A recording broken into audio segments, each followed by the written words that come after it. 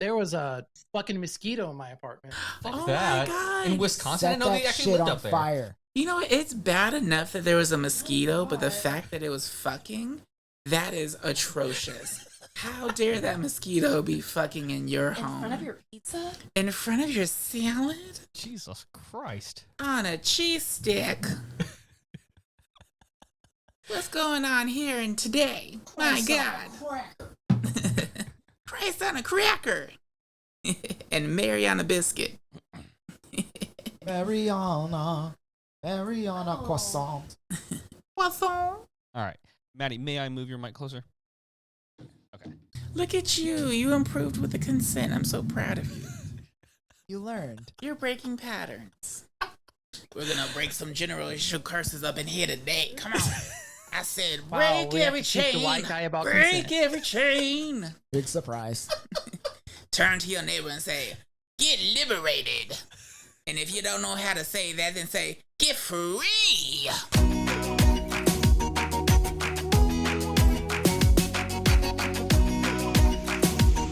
This is the Always More podcast. Hello, it is April 30th, and welcome to the Always More podcast, where we believe there's always more room at the table for honest questions, meaningful conversations, and deeper understanding. Today on the pod, we are talking about body swapping, probably politics, sinners, the death of morality, and so much more.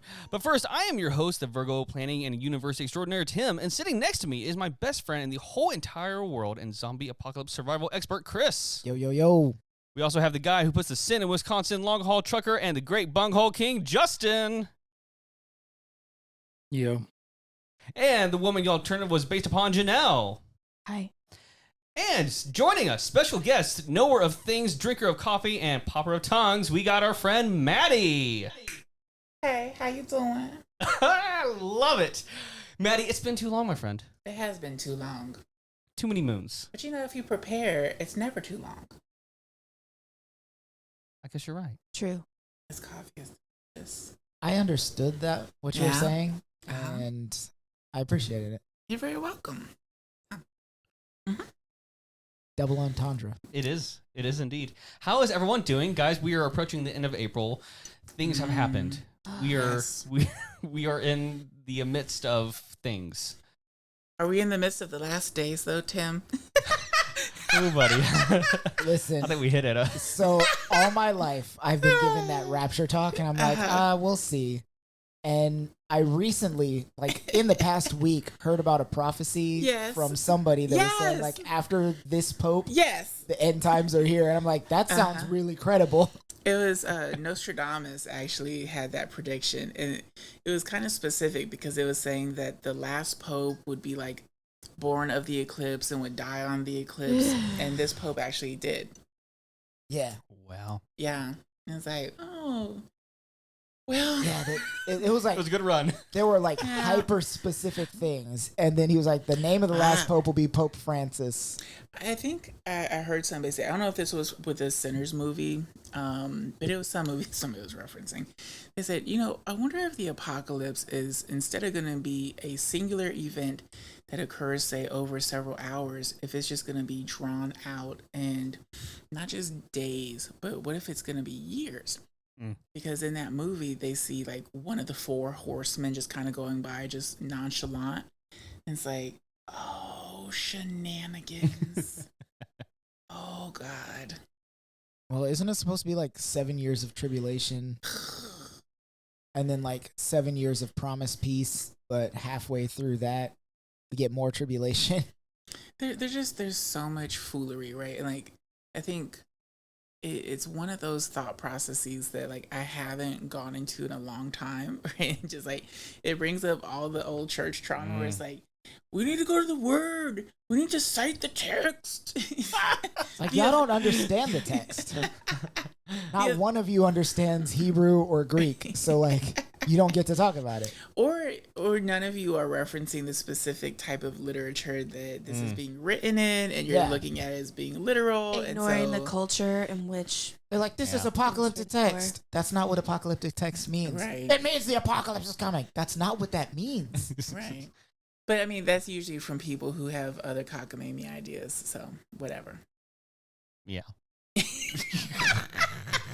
I'm sure you saw that. I had a comment. I'm gonna let it slide. I'm gonna let it slide. I thought about it. I was like, oh, I don't know. I don't know if I want to alienate too early. Oh God. Oh, I don't know. I think we've done that quite a while ago. Yeah. You warmed everybody up, so it's okay to go deep. Oh yeah. Oh Okay. yeah. If Yes. they're still Sorry. listening by now. We've already had hate listeners. It's fine. Yeah. Oh, I love a good hate listener. Love it. Cute. Oh yeah. They're my favorite. None of Man, them I wanna can't debate me, imagine though. having the energy to hate listen to anything. Like, I don't have the energy to finish the things I Imagine like, having much the less. energy to care about that. Oh my God. Imagine having enough energy to care about it and be wrong. Right. Mm-hmm. And then have a conversation about it. Not one of these people want to debate me. Wait, so, Every time somebody comes at Tim, I get in the comments and then they stop. so what you're saying Come is on, by man. being a guest on your podcast, I may well be invited to coffee several times in the Yes. next month or two. Absolutely. You might I get a can name you DM. some names right Hey, now. And Yes. if you are, Uh-huh. let me know so I can show up. Yes. Yes. You can just like kind of be in the background and then pop up on them.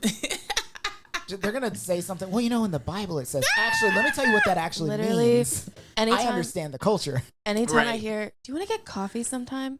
No. Right. No, actually, I exclusively drink coffee at home, and I will never be Yeah. getting coffee anywhere ever again. She said that to Heather. Heather Oh my invited her God. coffee. She was Literally. like, I can't. I was I was wanting to run the entire time we were at that Starbucks. But you know what's so funny is like I think about it now. It's like, you do not own me. I am not beholden to your bullshit. And Yeah. so if you want to buy me a cup of coffee, by all means, you sure can. Because I'm gonna get the most wonderful, most expensive thing. Just take it and then leave. I could do that, but maybe I have a little bit of time. I just want to say, I don't know who. Am I allowed to say naughty words? You are Yeah. more than Oh, good. allowed. Listen, Maddie, It's you encouraged. can say fuck, shit, damn, Oh. bitch, ass. Nobody gives a shit. Oh Say my whatever the fuck you want. God. All of these words available to me. Sorry, Dad. I love a full lexicon.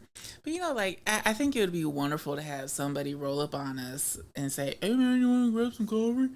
And then start that. And it's like, hey, I know who the fuck you think you talking to, but you don't own me, and you're wrong, and you're a dumbass, and you're a misogynist, and you're a racist, and I don't like anything about you. What I'm hearing is we just need to turn the tables. We need to start inviting other people. We need to invite Christians to coffee. I'm not buying them coffee. No, see, that's the Christian thing. They'll- Everybody pays for their own shit. They'll buy for it. They don't believe in socialism. My God. Be like, oh, I thought you were going to buy my coffee. But What are you, this a is- socialist? But Chris, this is the year of Jubilee. There you go. All of my debts are supposed to be forgiven. Come on. Do you know how sick I am? Like every time, it's one of the things that like really ruins me. Like, and I was thinking about this last night after the conversation. I was like, oh, there's so many things that we sang that like we found out they don't believe, and it was just marketing. Mm. Yeah. Right? Literally. It's like when a store has a sale and like everything is 80% off, and then in small text it says exclusions may apply. Or it's like Mhm. up to, like, everything is to. up to Yes. 80% off. And then Yeah. you get there, there's like one thing that's 80% off, and it's like toothpicks. Right. Expired Frosted Flakes. Yeah. Yeah.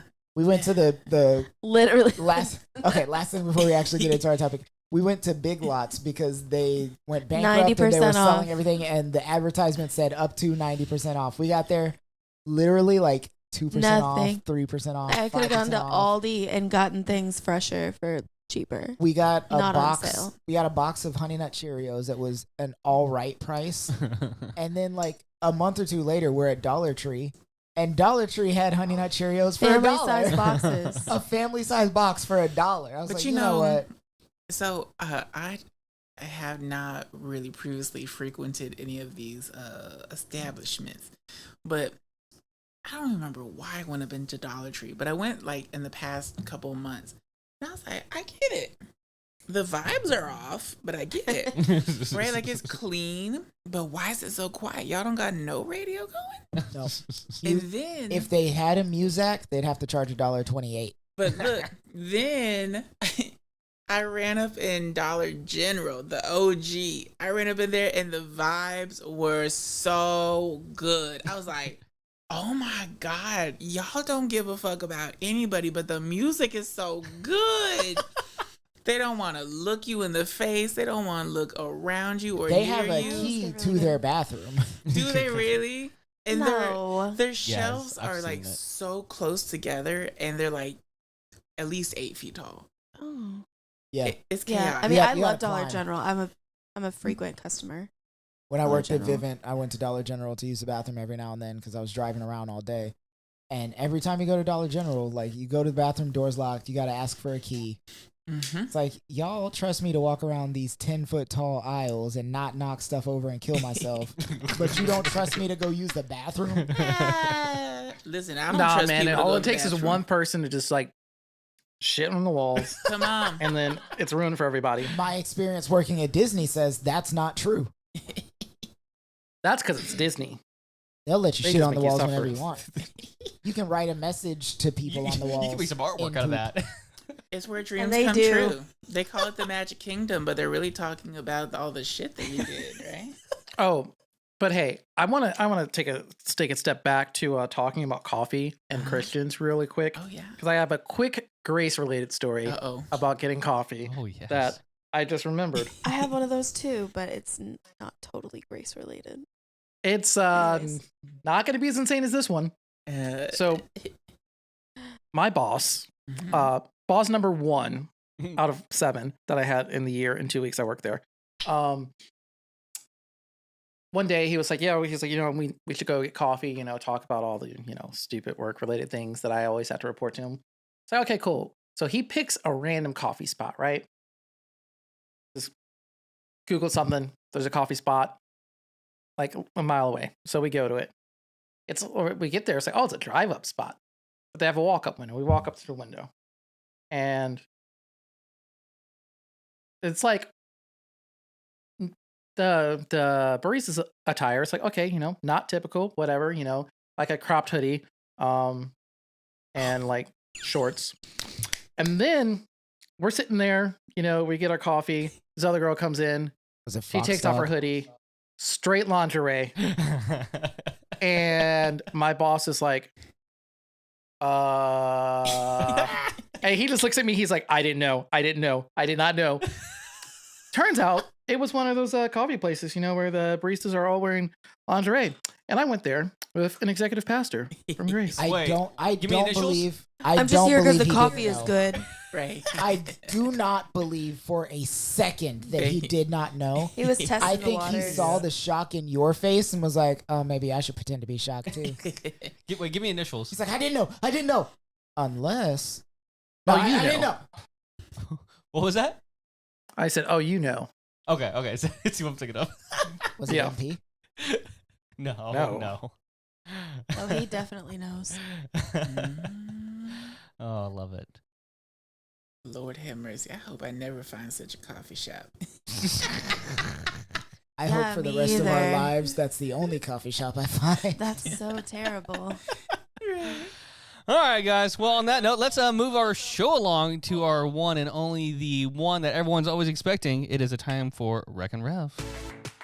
This is a part of the show where we'd like to recommend and review some items for your pleasure. Chris, you're up first, good sir. All right. So mine is a little bit older, not a whole lot. I guess media-wise, it's a little older. But I watched it all the way through for the first time. I finally finished it. I've been tracks. watching it. I've been trying to watch it for like the better half of a decade. This is an anime movie that is available on Crunchyroll as well as many, many other sites. You can find the DVD I places. put it on the server for you. You did. You put it on the server for me, but not everybody has access to the server. I watched it on the server Okay, good. just to make sure that you saw that I watched it. Good. It's a really good movie. It's a little bit fantasy, a little bit slice of life called Your Name. If you watch anime at all, I'm sure you've at least heard of it. It's really solid. It's based on a Japanese novel, a light novel, and they turned it into an anime. So it's about this couple, kind of teens.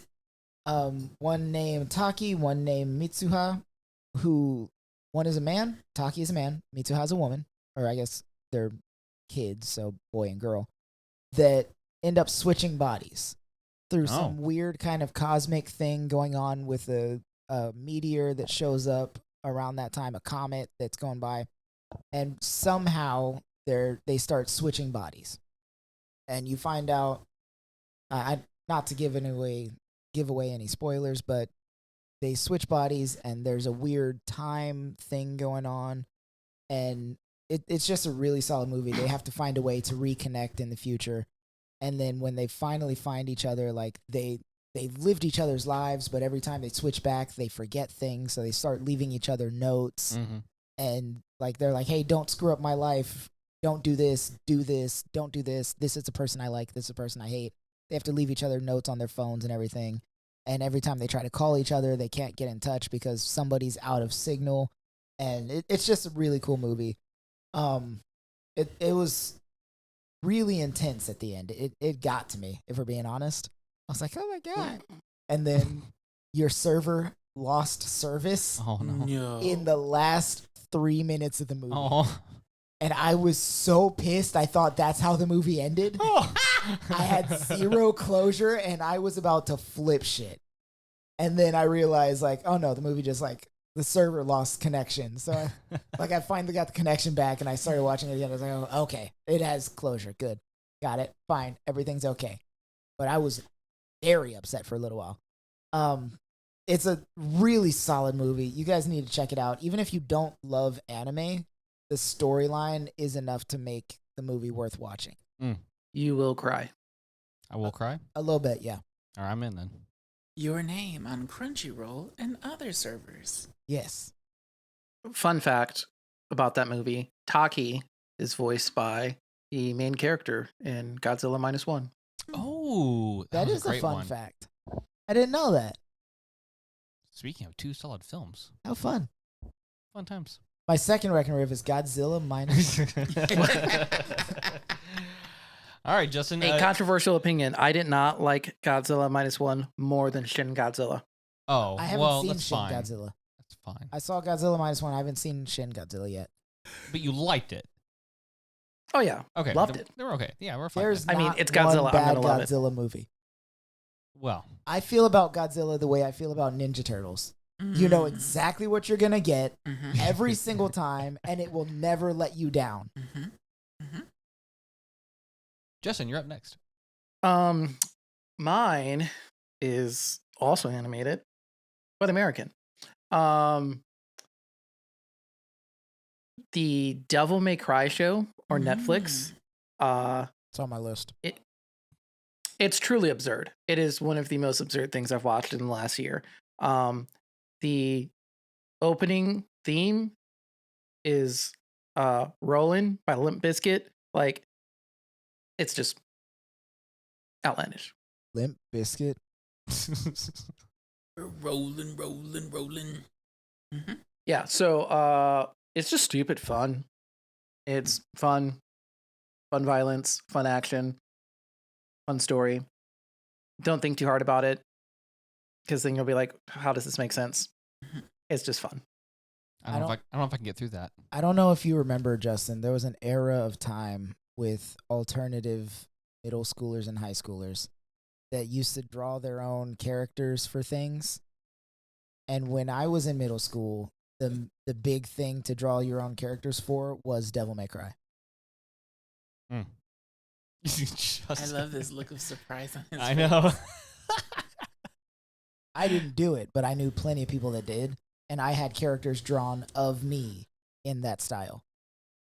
I just felt old. See, and I thought you were gonna talk about I don't even know if y'all know what this is. Homestar Runner and Trogdor. Trogdor, Burninator. who was a man, or perhaps a man dragon, or perhaps just a dragon. And he went around burning stuff. Trogdor the Burninator. Basically, it's a terribly drawn dragon. Basically looks like a snake, with one like human arm Yeah. and stick legs. One muscly arm.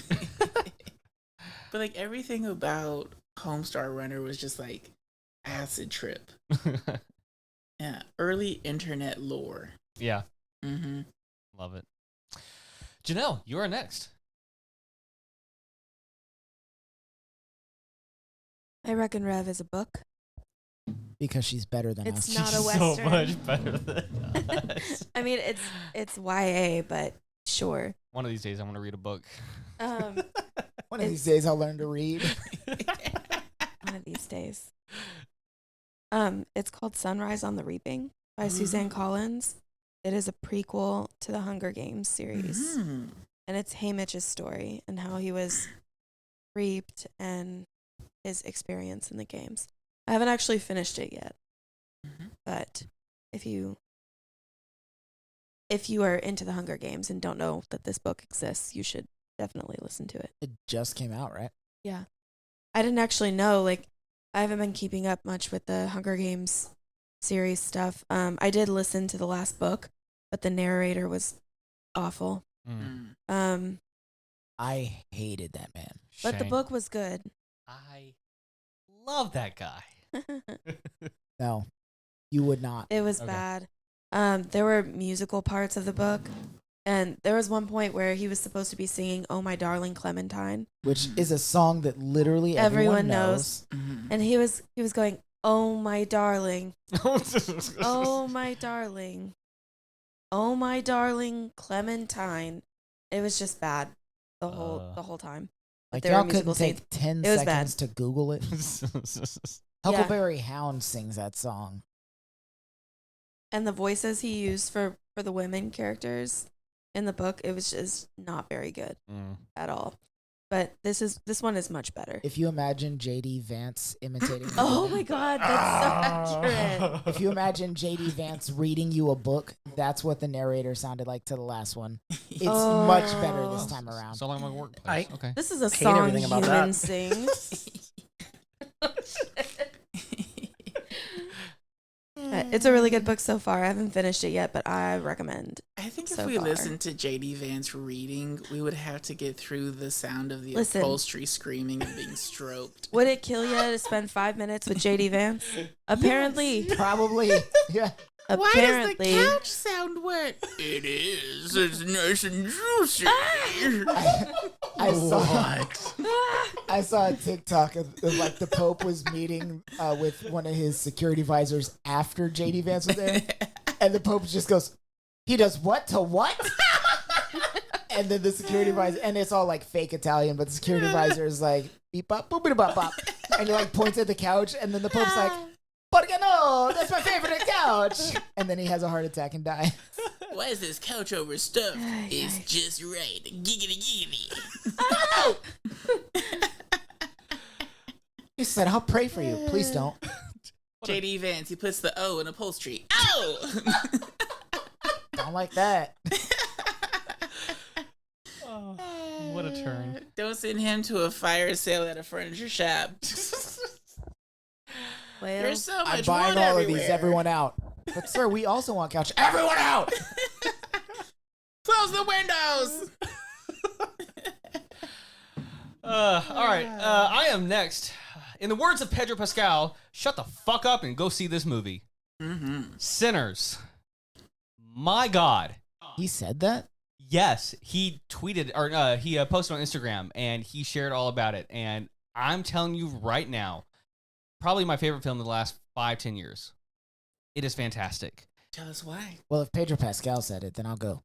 Yeah, whatever. Right. That's why I said it. I'll go In tomorrow. case you can take my word for it, I'll go take tomorrow. his word for it. I'll I'll never watch take it, your for word for it, sure. but I'll take his all day long. I know. I bet you will. From Ryan Coogler, director of Black Panther and Creed, starring Michael B. Jordan, comes a new vision of fear. Trying to leave their troubled lives behind, twin brothers Jordan return to their hometown to start again, only to discover that an even greater evil is waiting to welcome them back. If you were to watch, I mean, I know I told you guys, but if you were to watch the trailer, what do you think it was about? Some kind of eldritch horror survival apocalypse thing.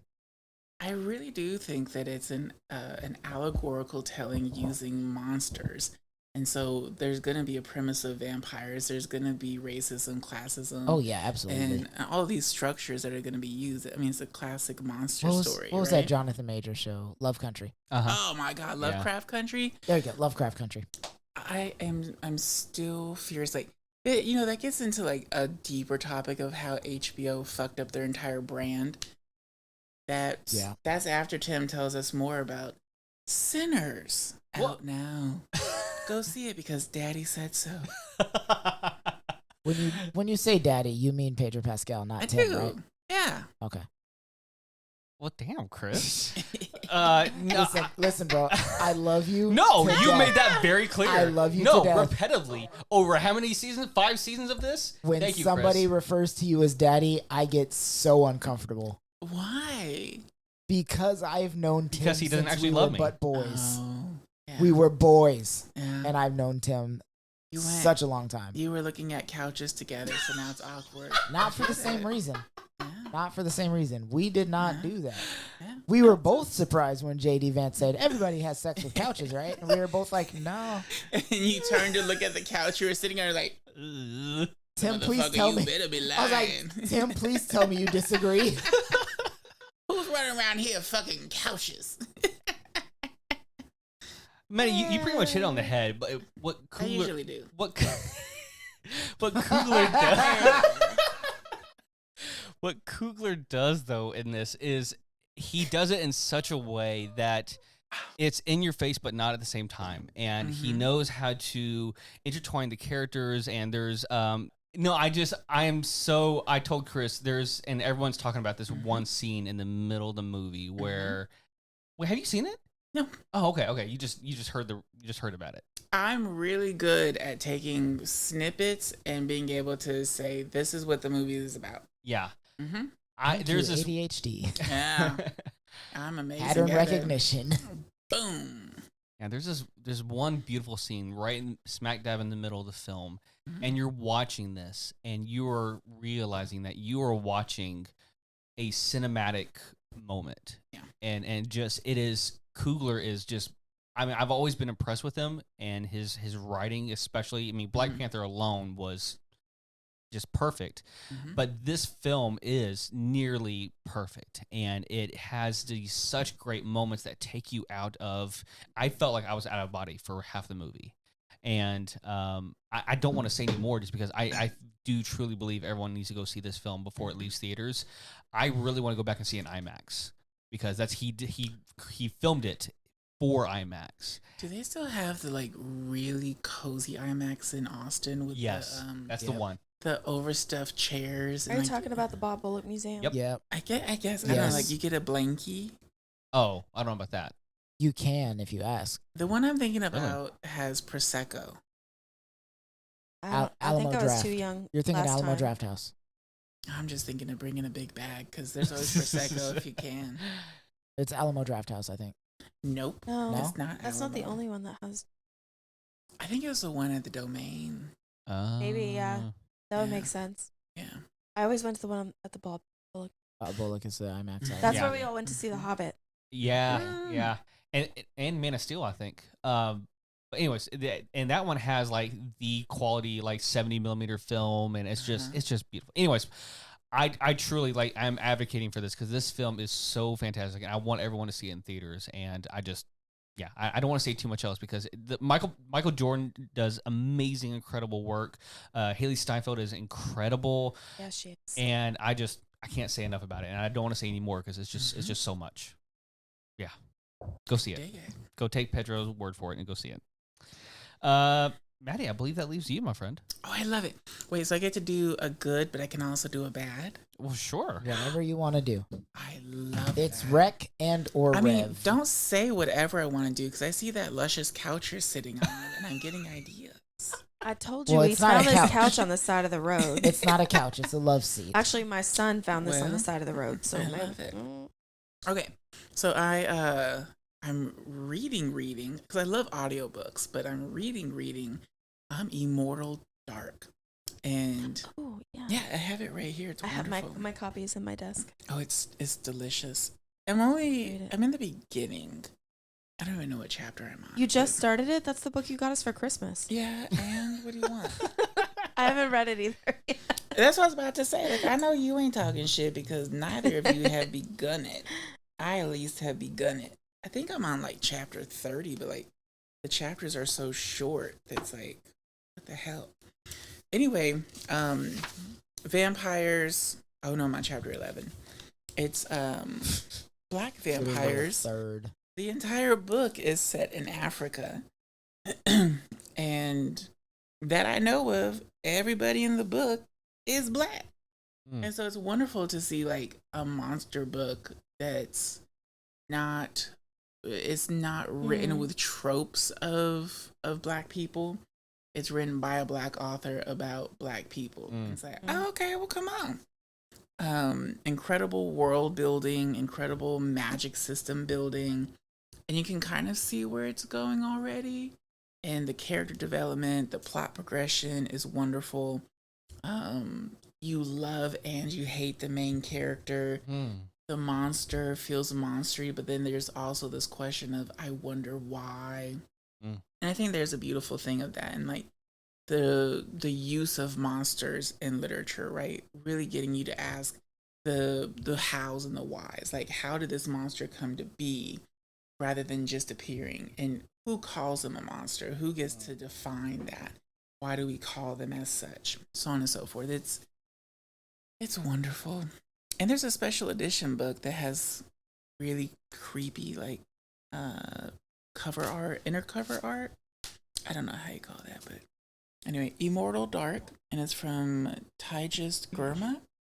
And if you look it up on Audible or wherever you get audiobooks, there's a trigger warning because it is excessively violent because they're vampires. Well, yeah. Yeah. Well, usually vampires are just sex. Like, whenever you see vampires in literature, it's a metaphor sex. for sex, yeah. Yeah. But apparently this is a metaphor for murder. Which, if we're following the tropes of white people in America, is sex anyway at this point. So, yeah. Like, crime documentaries and true crime has made murder sexy. Okay. But here's so that's my yay, my love. Go get it. Wonderful. Well, you said earlier, Janelle, about like the terrible narrator, right? And I was like, oh, y'all. Okay, so this is a dark academia book.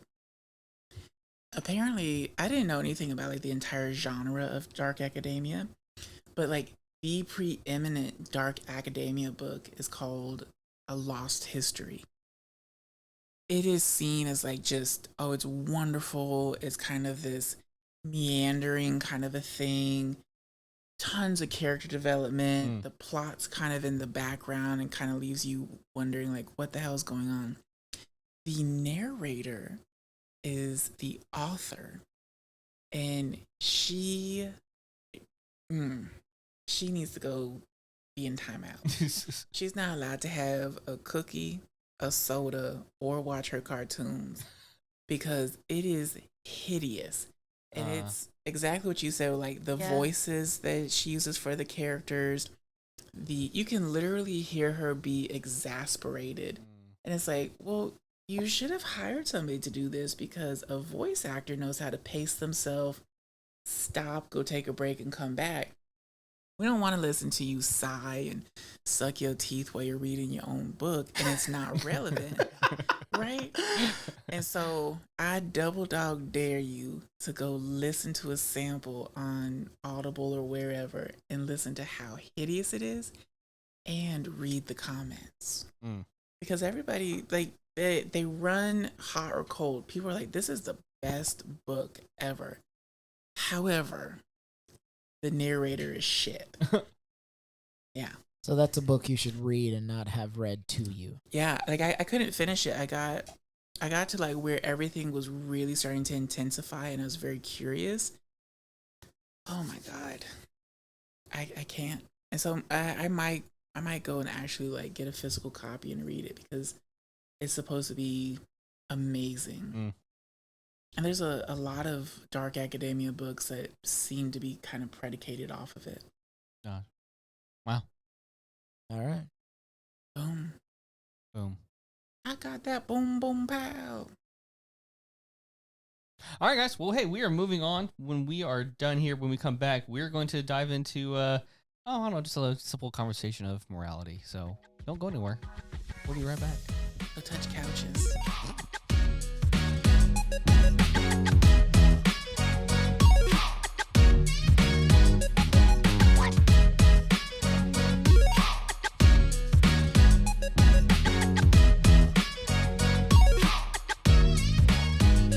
All right, everyone. Welcome back. Guys, we're here to ruin everything. We're here to talk about morality. You ruined everything. Oh my God, is that a church song?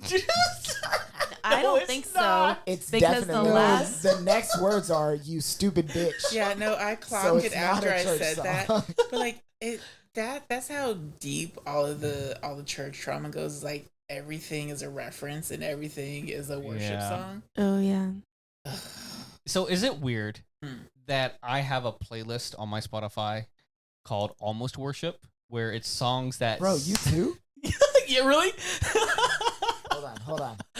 Are we about to go there? How much Jennifer Knapp is on there? Oh, no, not at all. Because there should be more. Because that is worship, basically. Some, but not all. And she has new music out. Really? Yeah. Okay, I'll have to check it out.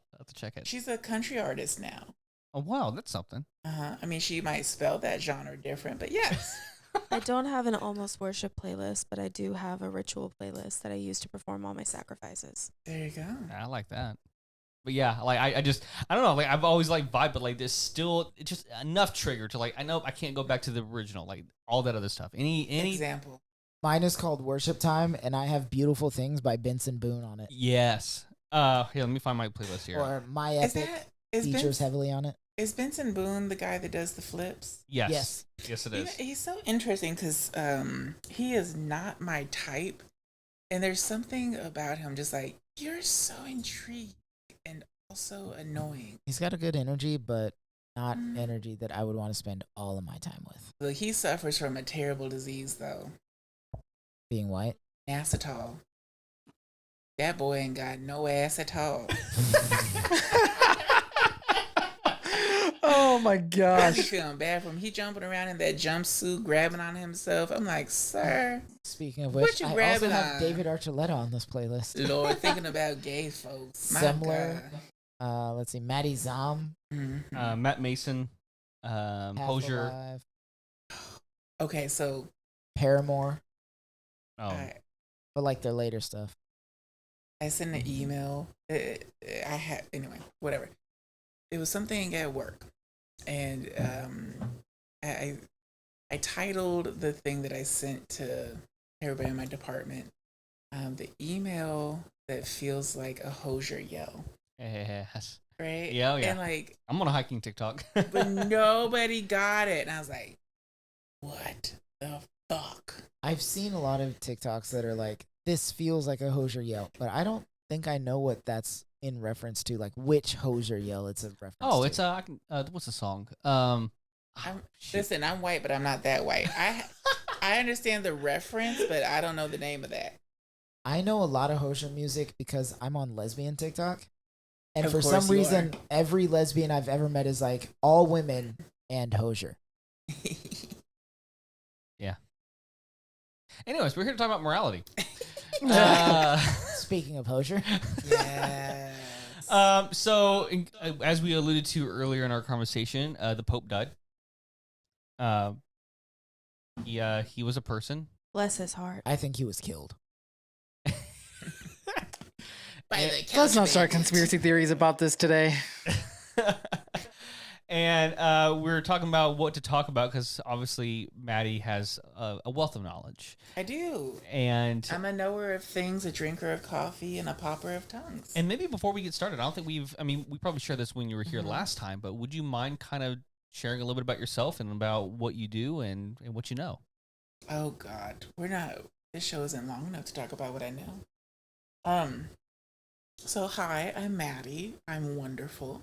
Hi, Maddie. Hey, how you doing? That was my fan club. It's the furniture store down the street. It. I put the protective coverings on the couches.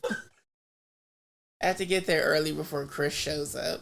The things that you have done, sir. Anyway. I've done nothing. Anyway, so Furniture store owner, bro. all them things.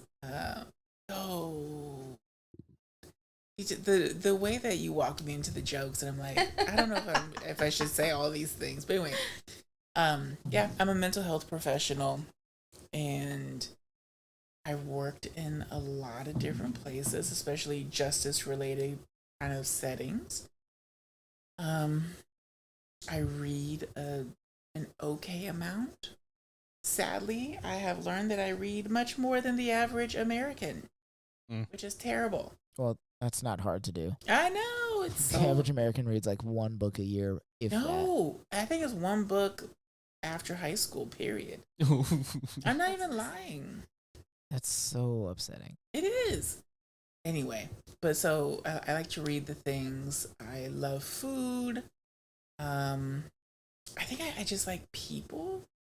Like I like culture and I like stories and I don't know, and I like animals. My current obsession is Stan the Hot Dog on TikTok.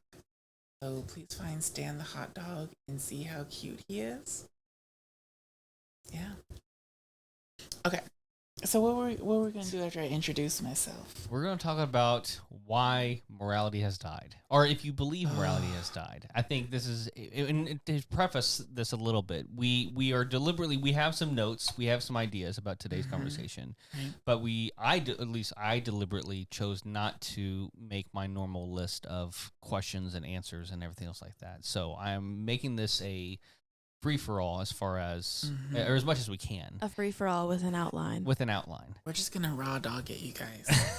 Just gonna walk in here and raw dog me like that? So when we were talking last night about where to go with this, we were talking about America, we were talking about morality and how this ties in with religion, because obviously with the Pope, there's that tied into it all. So where are we standing at? Do we believe that morality is lost in America, or is it been tied with the church, and has the church therefore died, and therefore we've lost morality? I think morality died a long time ago in America. I think that I can't even think of the names of the movies, but it feels like there's this facade, right? And so like we have been distracted, and like we've had people kind of point us to other places and say, well, look at this country. Look how terrible this country is, and all the human rights, atrocities that they're doing. Oh, they're terrible. Oh my God. And with the internet expanding all of our perspectives and really kind of being that telescope, we're able to look past the walls of the kingdom, right, and say, wait a second, this ain't so good, right? Like, we didn't realize that we were under siege by our own government, so to speak, by our own culture. And we're looking around now and saying, holy shit, maybe we're the bad guys. Like this whole time we thought we were the Jedis, but we're the Empire, right? And so part of what I think of when I say that morality in America has died, I look at a pattern of how leaders are acting. And so the death of the Pope, for instance, God bless him, whatever, I'm kind of neutral towards the Pope. Not a big fan, but I'm also not going to stand on a corner with a mean sign about him. Neutral. But we can see a lot of our leaders, when I say a lot, I mean probably more than 10, that are very loudly being disrespectful about his passing. Marjorie Taylor Greene, for example. Yeah. And it's interesting though, because it feels like another one of those distractions. Hey, look at this, look at this, look at this. Look how terrible this is. And it's like, wait a second, what about you? What are you doing? Right? Where's your morality at? But then, I think about how it looks on smaller scale kind of stuff. Because when we talk about Congress and just kind of congressional leadership, that's kind of meta. Because most of us don't really engage, and most of us don't see our congressional leadership. Maybe you watch C-SPAN or see a clip here and there. But then I think about bringing it closer, right? And so there's, we've referenced churches, even here today. I know that's something that y'all talk about, kind of frequently, maybe every episode. I don't know. At least a little bit. But I think of even locally some larger churches, and they're beautiful, right? If the outside's not beautiful, then they definitely have beautiful marketing. And, marketing takes money, right? If you're putting stuff up on the internet that's beautiful, somebody bought a program, somebody took time to get trained in that. If you have beautiful camera work and beautiful lighting, well, lighting is expensive, right? And it can be beautiful and have zero substance, but it's beautiful. And so I think of these, and it's what some we said, yesterday, right? It's like these whitewashed tombs, right? They're full of rot. It's literally full of a decomposing body, but the outside has been scrubbed and bleached clean. And so I think of some of these larger churches in the area and across our nation, really, that it's like Six Flags Over Jesus, right? They have all the bells and whistles, and you look at their social media and it's stunning. They got the best camera angles. They play whatever the newest worship song is, and they got that auto tune going, and they sound good, baby, right? They got somebody who looks halfway decent up there, wearing some cute clothes, whatever. Solid sevens across the board. Some of them is like it's a 4.5, but the camera angle is good, and somebody had some good foundation to put on that joker, right? So they know their angles, right? Sometimes the angles are what helps you go deeper. So yeah, Matti. I'm talking about the word. Sure. If you have a good perspective, you can go deeper into the word. What you talk about? Anyway, I thought it was a sexual reference. How dare you, sir? You're right. In front of my salad? I'm sorry. How dare you? So, but I think about that where it's like, it's beautiful. It's such a mirage, right? Well, what about the homeless shelter in town? How many times has that had to fight to stay open? Truth. And it's not just financial, right? Like money is one thing, but what about the time spent, right? Like why do we... I say we because I do still see myself as part of Big C, the church. But like, why do we focus so much on volunteering inside the church? Why is it let's go on a mission trip? And why isn't it let's go downtown and just take care of some stuff? And we don't have to post about it. It doesn't have to be on social media. We don't have to get up on platform and talk about it. We can just say, hey, you know how to fix some stuff. Let's go downtown and take care of this. And we know that there's money flowing because we see the cars that some of the senior leadership are driving, and we see the homes, right? Right? We see all those things. Why not take some of that money? Even, I don't know, maybe 10%. just a random number. Why don't we take some of that money and put it back into the community? And the reason that doesn't happen is because it's a lie. There is no morality. This is a business. You don't actually care. You don't give a fuck about this community. You don't give a fuck about what that Bible says. All you care about is what them offering plates are looking like. I'm going to be honest with you. When I was at Masters, I had the opportunity to major in one of several things. I did general ministry because that was the widest thing that you could do there and have the most opportunity with. Right. You could have also done worship, which I did as a minor. You could have done youth ministry, which I took classes in. The one that I was shocked to see as an option was church business. Yeah. And like they explained it away, and at the time I was like, okay, I guess that makes sense. It's just not something I'm interested in. Right. But like after I got back from Masters, I realized like every church that I had visited had a business pastor. Yeah. Yeah.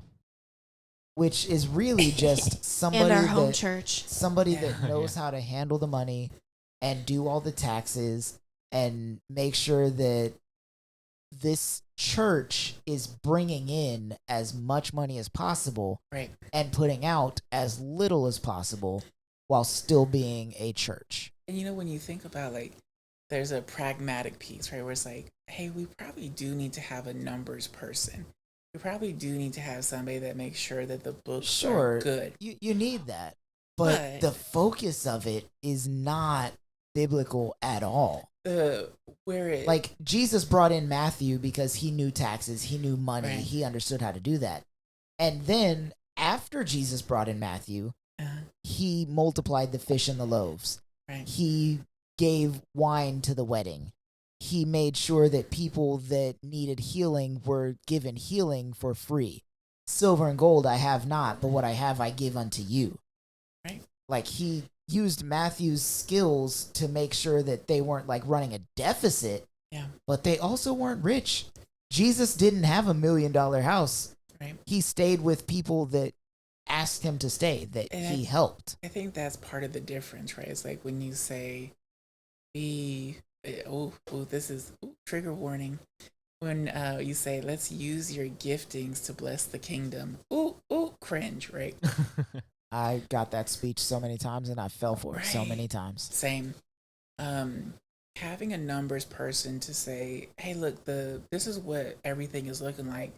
We're not going to be able to keep the lights on. Yeah, you need those kind of folks. But what it has become is what you're talking about with making it not just so that the church can stay open, but really having a business plan to enrich yourselves. Mm-hmm. How can I increase my salary? How can I build a bigger church and subsequently move my house to a close by neighborhood? They read the prayer of Jabez. They read the prayer of Jabez back in the 90s and said, you know what? I want to expand my territory too. Might I interrupt? Get that Joel Osteen. And Justin, you can maybe back me up a little bit on this, but I remember conversations within leadership about our leadership was deliberately choosing to spend their time with other leaders within the community, not necessarily prestige or, having higher standing, which that was part of the goal, but it really was about, and I'm pretty sure I remember hearing, bringing in their wallets and bringing in what friends they have that have big wallets as well. Which I understand if you're making those connections to be able to pass that money on to the communities that need it. Right. But they never did. But you have to go back to the marketing, right? Like all of this is marketing. And so if I can set up a culture within church, kind of, I don't want to say every church, but I will say Big C kind of church. If I set up the expectation that this is what is going to happen when you come here, you are helping us help the community because that's the language that I'm using. There's a lot of people who just show up. Mm-hmm. They just show up, check the block, and they leave. You very well may think that you are contributing to the community. And, there's so many times that when you start volunteering a lot, or if you get on staff, you really see what's happening and you say, oh my God, this is all a lie. Yeah. Right? And so finding some of that out about where is all the money going and how much money is coming in and why is the budget report vague instead of being real specific, right? Because if you have a church that has, say, 1,500 people coming in each service and you have 5 services each weekend, well, that's a lot of money. And then you start saying, well, how much is everybody being paid? And why is it that the youth pastor is being paid peanuts? And the children's pastor is getting paid less than the youth pastor, so on and so forth. But then you have senior leadership is getting paid real good. And then you find out all these other things that are happening. And then the staff is on welfare. The staff is on welfare. Listen, and personal experience aside, I went to an event recently where I noticed there were minimum 100 people running this event. Yeah. They were almost guaranteed, every one of them, volunteer staff. I also happen to know that the head of that church lives in $1 million house. Right. And it is not entirely paid for by the church, Mhm. but a significant amount of the income for that house is from the church. So, when but get back to morality kind of a thing, I think of some classic stories about morality in scripture. I think about the baby that the two women go to King Solomon, right? And they're like, "Well, that's my baby," and no, that's my baby. No, it's mine. Okay, let's cut the baby in half. And only one of them is terrified by that. And he's like, "Oh, well, this is clearly the mother because the other one doesn't care." I watched a clip about that. It was like a modern telling of that, but it was Yeah. the dad and the mom, and like one of them was like, "All right, well, you gonna agree with whatever I say?" And both parents are like, "Yeah, sure." And she was like, "All right, I'll adopt the kid. This is gonna be my kid now, Mm-hmm. and I'll pay you both an amount of money." And the dad was like, "All right, well, let's negotiate this." And the mom was like, "Don't take my fucking kid."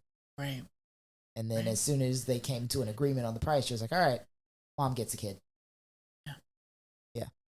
Yeah. I think about that. I think about the oh my God, the Good Samaritan story, and so on and so forth, right? And it's like the way that our attention has been focused on these other social issues, quote unquote, it's a distraction. Well, man, let me stir this up and get you terrified about whatever. And really get you looking at that and not looking at what's happening in your city with homelessness and looking at what the church is not doing, right? Even if it's just a conversation of what can we do, Yeah. right? It's not that the church has to have the answers, but it needs to join and be part of the conversation, right? And some of the language that's used to kind of perpetuate this myth that the church is a holder of morality is saying stuff like, the local church is the hope of the world, right? Oh man, I wanted that cup. I was mad at it. I missed whatever Christmas party that cup was given out at. I wanted that because I was foolish enough to believe that we really were operating as a storehouse and we were actually going to give out those talents. We were going to go out into the community. Yeah. Because it's not about that, but it is about making you think that. And so when I thought about it last night, I thought about Disney World, right? And I thought, if you go into Disney World and you're just a park goer, I don't know what they call them, it looks beautiful, right? Yes. You're like, how did they do this? This is immaculate. This is They're called guests. Yes, yeah. It's intricate. There's so much. And all it takes is to go behind stage, just go behind one little thing, and you can see it's all alive, right? And you think about The Wizard of Oz, classic, right? Where it's like, this is all a facade. Number one, it's not green. It's them glasses you wearing, right? But also, the wizard is not some big bad mamma jamma. He's just a dude with a microphone. It's just Jeff Goldblum. Right. And so... Hold, please. Which is still amazing. Just? Which is still amazing, if we're being honest. But... Anyways. But, I think about that where it's like, man, we've been bamboozled. Right. And I think also, if we go politically, at one point in time, conservatives used to actually give two damns. Maybe not a whole lot, but they used to give a damn and not just pretend. And, it's like, just either show up or do it. I like what, oh my God, what's Kevin, oh shit, what's his name? Kevin Hart, come on. I love Kevin Hart. He's like, you gonna put it on the table or not? Sometimes you just gotta put it on the table and let them see it. Hey, there it goes. Right? It's like, I'm so tired of the church edging us and pretending to have morality. That's a good term for what they're doing. Well, yeah, I mean, we are the bride of Christ, right? And they're just edging us. And it's like, yeah, we're never gonna get ours because they already have theirs. And what we don't realize is That's all really they care about. Yeah, we're really just being hoarded out. That's all it is. It's interesting you put it in those terms. I think I don't know if you've read Kristen Dumais' Jesus and John Wayne, but it kind of gives the backdrop of where I think the religious right become the religious right as far as tied into conservative politics right. and conservative ideologies. And you look around the time of Reagan in the 60s, you look at the time of, obviously, Jimmy Carter, that was kind of not so much right, but then Reagan, obviously. And a lot of this, I think, is kind of tied to, you think about trickle-down economics, you think about trickle-down spirituality. It's like, as long as you can build it up top, then everything should fall down. Right. And all that seems to be tied, and yet we still don't see that release. We don't see that releasing into the community, releasing into everything else. It's still up top. And this connection that we're seeing here, or maybe I should say disconnect that we're seeing, is we've been told this truth that when we praise those that are in power, when we give the people who have the better speaking skills and the better clothes, that they will provide for their communities. And what we're seeing is a lack of that. We have examples of Brian Houston and Carl Lentz and the emptiness of people like Stephen Furtick and just the shallow theologies and of Judah Smiths. You see these facades that aren't actually, they're vague, they're empty, they don't give as much fruit as we would expect them to. But it's so interesting. I love that term that you said. They don't produce the fruit that we expect them to. And so part of what has happened is that they've been given too much power and too much responsibility, right? And so the way that this system is perpetuated, the way that you can keep people beholden to this so that they come in and give you that money, you provide a service, and so let's keep people stupid, right? And so I think about that's what the Republicans are doing. Well, but it's not just Republicans. Like I mean, if we go that direction, yes, but still staying on church for a moment is, I think about, there's this larger movement in the past decade, maybe the past 15 years or so, of church in a box. Right, where, hey, you buy into this church, quote unquote, planting, quote unquote, ministry. It's just a business, but you buy into it and they give you everything. They give you that fancy marketing. They give you all the sermons, and it's plug and play, right? And so the Bible studies that happen, it's thin. It's not even Similac, right? It's like, it's the milk that they promise not even Similac. It's watered down Similac, right? Yep. It's like the LaCroix of Bible studies.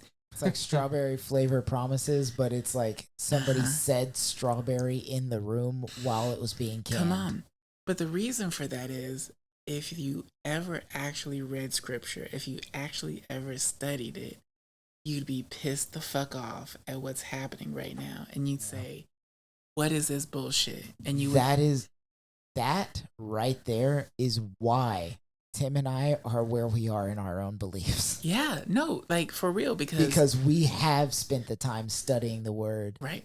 And we have spent the time in ministry, and like we know exactly what's happening and what's supposed to be happening, and the two are not lined up. Correct. And the worst part is that, once you get that like level of education and you try to talk to people, they're like, nah, the devil's deceiving you. Yeah. Okay. And then I'm just like, the devil's not real. Specifically, my mother is that person. As a kid, she was always like, the church is the most important thing. Spend all your time in the Bible. Learn everything you can about God. And I did. I put the time in. I put the effort in. I was begging her to take me to church, not just Sundays and Wednesdays for church services, but band practice on Tuesdays and Thursdays and drama practice on Mondays and Fridays. I was literally at the church 6 days a week, putting all of my time and all of my effort into it. I went to a Bible college. I went to a ministry school to learn how to do everything. And then when I got back and I said, hey, the church isn't doing what the Bible said. Come on. She said, pray again. You're wrong. Right. I can't believe you would do something like this to spite God and me. And the argument was, no, like, you sent me to get this education. Right. And the response was, oh, you think since you went to college, you're so smart now. No, I did what you told me to do. I am. I learned what you told me to learn. I spent the time where you told me to spend the time. I put the effort in. I know so much more than the people in charge of these churches. Come on. Because I didn't care about the marketing. I didn't care about the business side. I didn't care about the money. I cared about God and I cared about people. And what I learned and what they're saying are two very different things. And when I point out the differences, you say I'm wrong. Come on. You made me think about something I thought about last night also, is that these deeper, very detailed conversations that we want to have with people, right? Be they leadership or lay people, we want to bring up all these excellent points. You know, right now, I think it was Tuesday or so, the big orange man passed some executive order about like fighting the injustices against Christians, right? You saw it? And It was Tuesday and it was stupid as fuck. So, but listen, there's this large conversation, there's this large belief held by Christians in America that they're truly being persecuted against. But they don't want to have true conversations. And I thought it was so interesting that that's what's happening. But then I look at the contrast of Paul, and Paul being thrown in chains, and him rejoicing that he was going to be brought before Caesar because he wanted to go to trial, because he wanted a chance to prove his faith. He wanted a chance to validate it. And, you know, it's like, y'all are so stupid. You actually, number one, you don't know what you believe because you've not studied it. They don't. You barely know how to read. You only doing what that man told you to do. Okay. And they won't accept any new information or knowledge. And it's Right. not even new. It's just Right. that they hadn't heard it. It's been there the whole Right. time. You can read it in the Bible. Right. Like, you need to read your Bible. Well, I've read the whole thing 4 times through, bare minimum. Come on. And then individual scriptures many, many times. I promise you, I have 500 minimum scriptures memorized. Yes. Because it was a requirement for my graduation.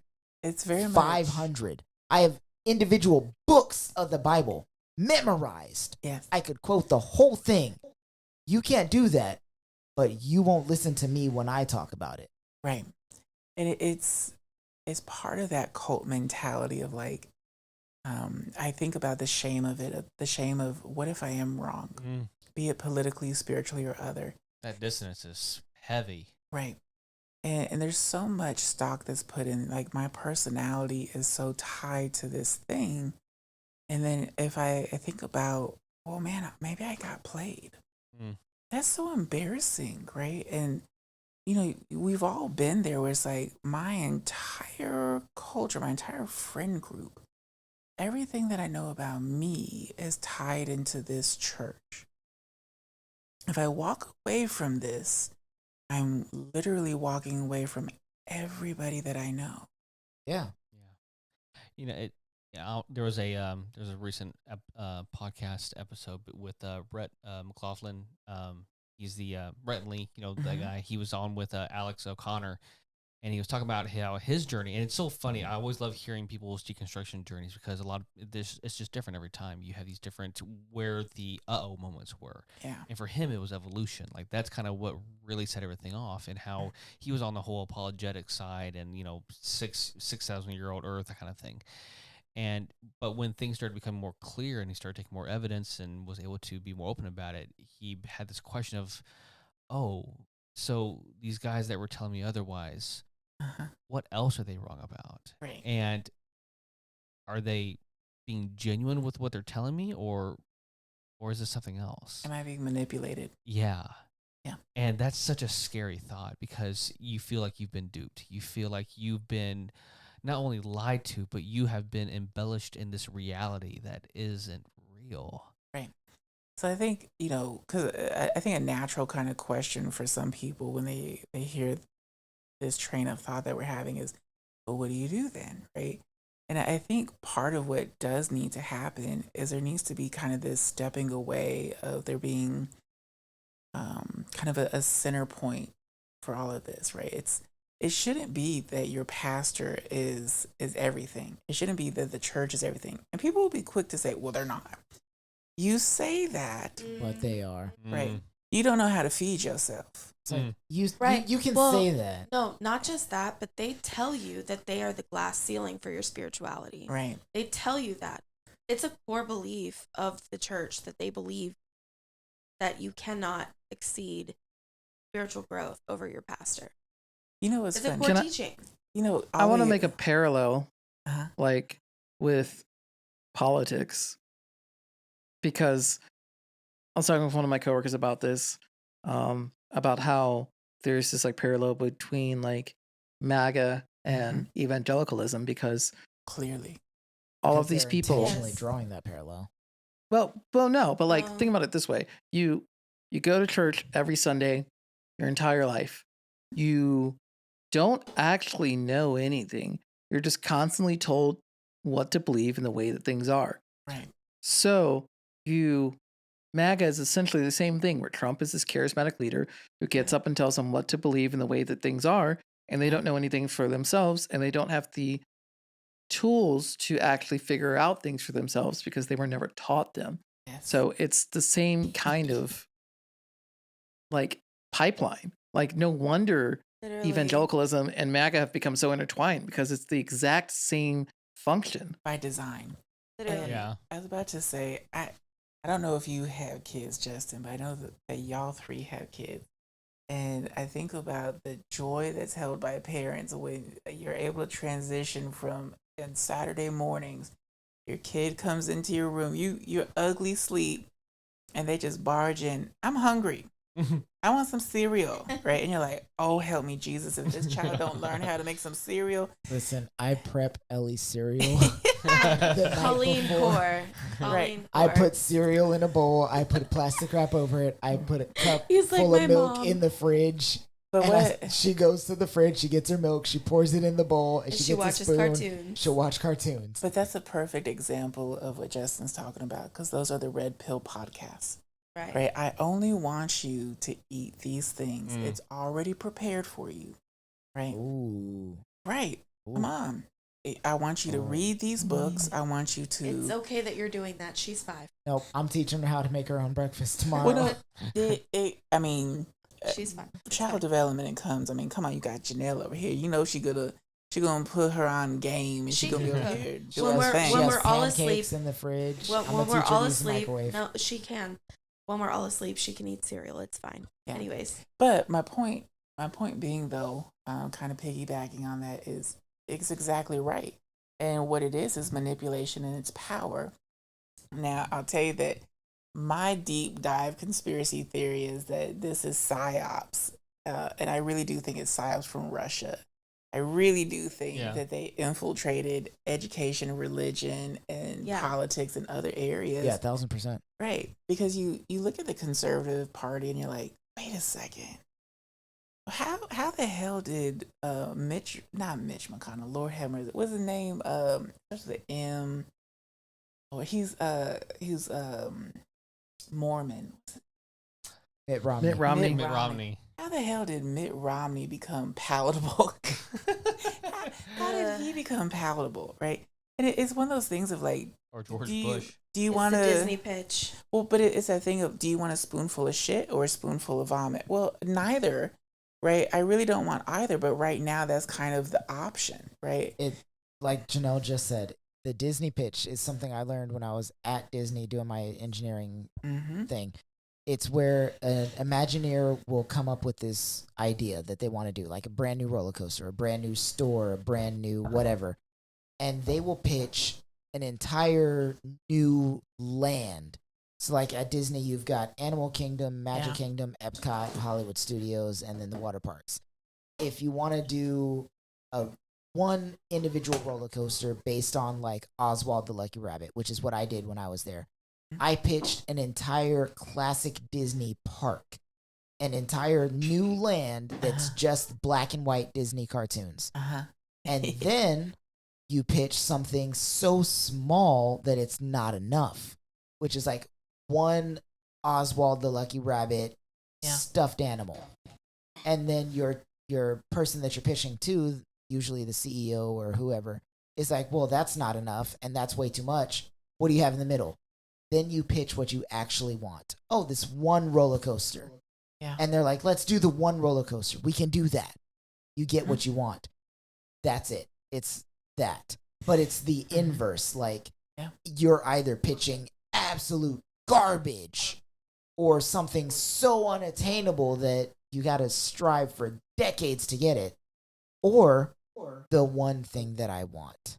Let's deport the immigrants. If I can, begin to manipulate where you get your information from, and I manipulate you to believe that I'm at least true enough that you can listen to me for more than 30 seconds, right? Which is a big ask these days. If somebody can listen to you for more than 2 seconds, wow, you've already beat probably 90%, right? So if I can do all of that, I can start telling you some stuff, right? Yep. It's kind of rainy. It's a little bit cool right now. But, if I can start selling you on, it is so cold, you better get a jacket. I could have you trembling right now, even though, this is a well-insulated home and everything, right? I could have you shaking in your boots. It's cold outside and get you going outside. And you think about, if I can get you to mistrust other news sources and then mistrust educational sources and only believe what I put out, only the prepackaged things that I've created, right? If I can do all of that, I can have you scared to death of whatever I want you to be scared of. And while you're terrified running around the building looking for the boogeyman that I've created, I can go fuck couches. Right? Yeah. And have you wondering why the couch is wet when you come back. And I'm going to blame it on... I was going to say, and then blame it on someone else. Yeah, blame it on the Democrats. boogeyman. Yeah. Blame it on the demon rats. Blame it on the demon alcohol. But that's manipulation 101. Yeah. Right? And they're good at it. They're good at it. And part of it, where I go with it, I do try to have some empathy and say, one, it is hard to say you're the person who farted in the elevator. Everybody knows that somebody farted, but nobody wants to be the person to say it was them. Well, we know when we're talking about what's happening in America, we're not just talking about somebody farted. Somebody shit their pants and smeared it on the wall. We all know somebody did it because we're all in the same elevator. We smell it. We see the shit on the wall. The thing is, with that analogy, there's one person that was in there when it happened. No, we're all in there There's when it happened. two people that were in there when it happened and saw what happened. One person is saying, hey, I saw that guy do it. Right. And the other person is the guy that did it that's like, wasn't me, it was that guy. But everybody believes the second guy because the second guy is more convincing. Yeah. The guy who's the guy that did it is more convincing than the guy that saw it. Because he waved his shitty hands on the other guy's back. And everybody can see that, right? Yep.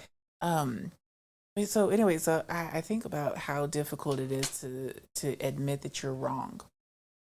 Right? And even just to let a little bit of crack in. When we're talking about this amount of control, this amount of manipulation, it really will unravel everything.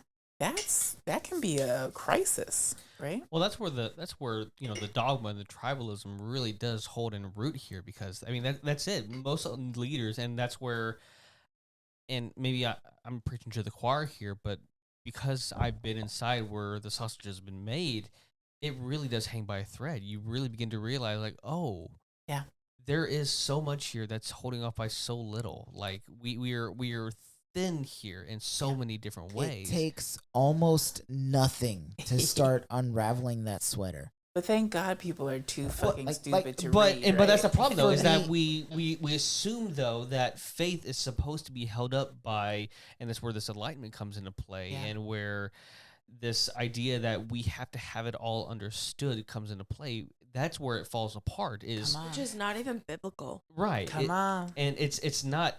Faith is not about. It's not about being right. It's about being whole. It's about knowing you and knowing who you are in the universe and with your creator. I think DC Talk said it best, that faith is the evidence of things unseen. Oh, because I'm glad DC Talk said that. And I think that was revolutionary at the time. It sure was. It really was.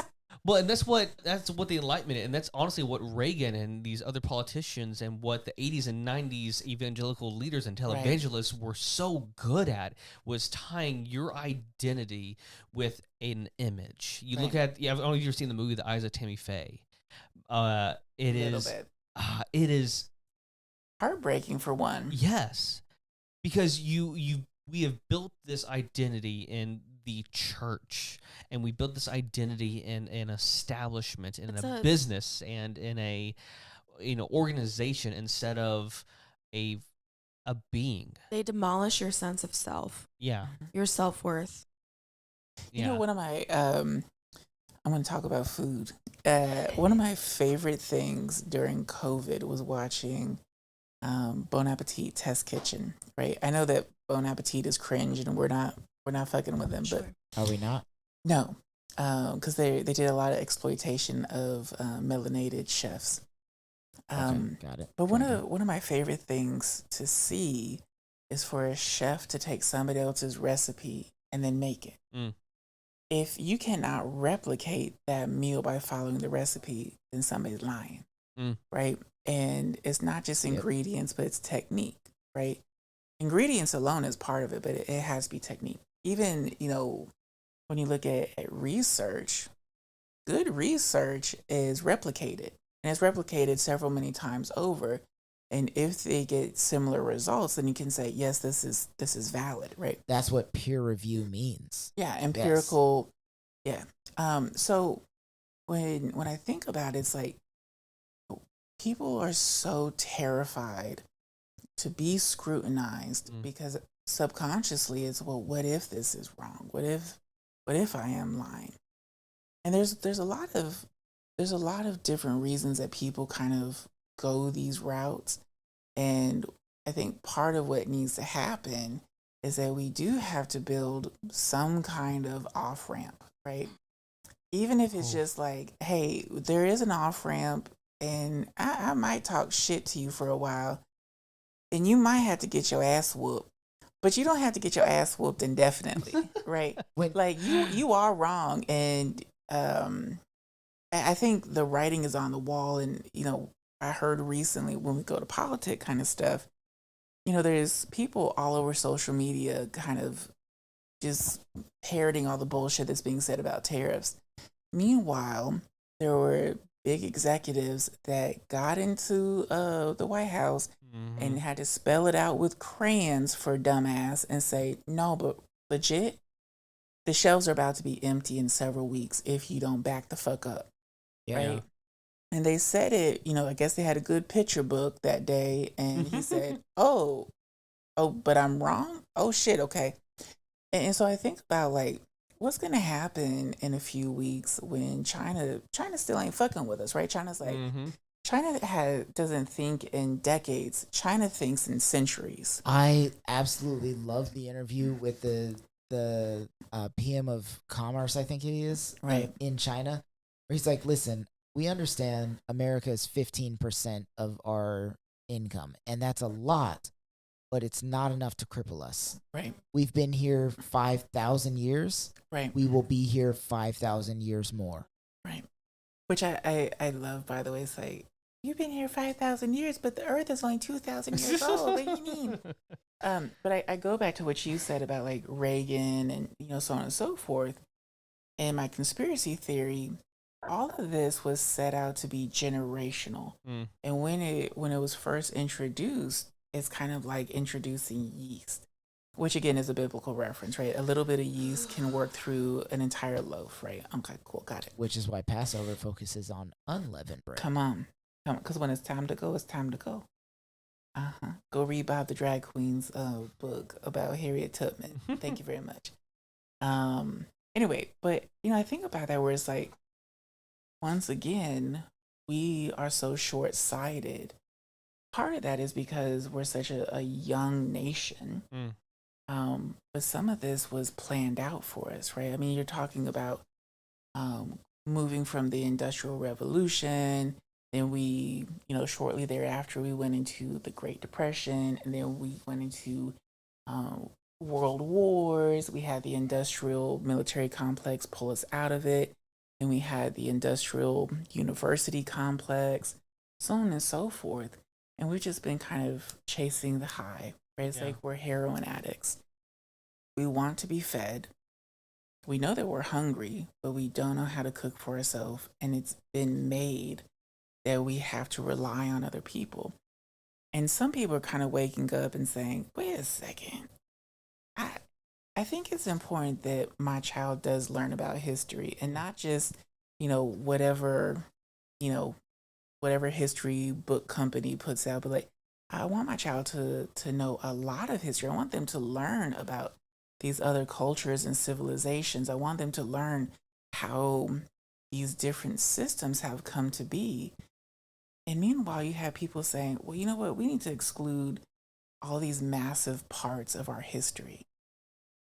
And when I think about like the, a few years ago, we were debating about the Civil War statues coming down. And they're like, we need to protect our history. Okay, well, if you want to talk about history, talk about when those statues went up and why. Mm-hmm. Right? Because they went up during Jim Crow. Exactly. It was not the Civil War. They're not the old statues that were like sturdy and expensive. They're cheap as shit. They're cheap as shit. Do you know who the Daughters of the Confederacy are? Yes. No? Then you don't get a say about these statues. Right. Because they're the ones that put them there.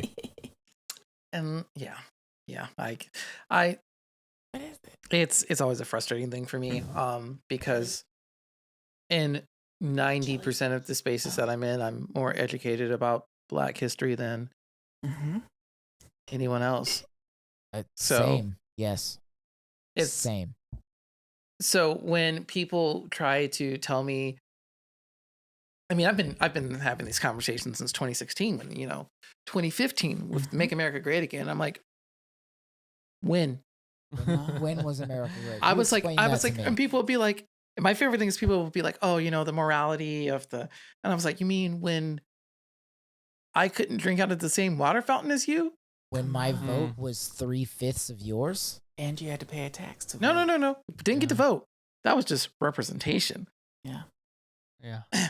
I had a conversation with a white person that I really respect recently about the 3/5 compromise. And I realized in that conversation that person thought that was a joke. They didn't fully understand that really happened to Black people. Today, I thought it was like common sense.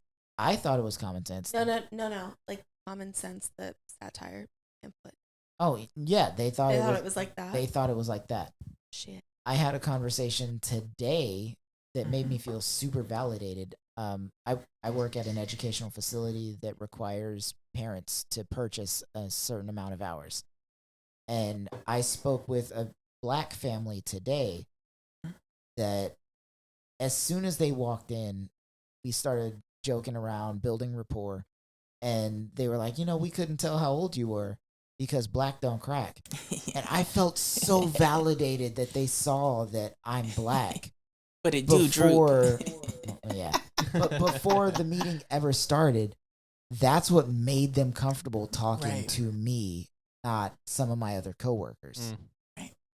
They had the initial meeting with my coworker, who happens to be white. Yeah.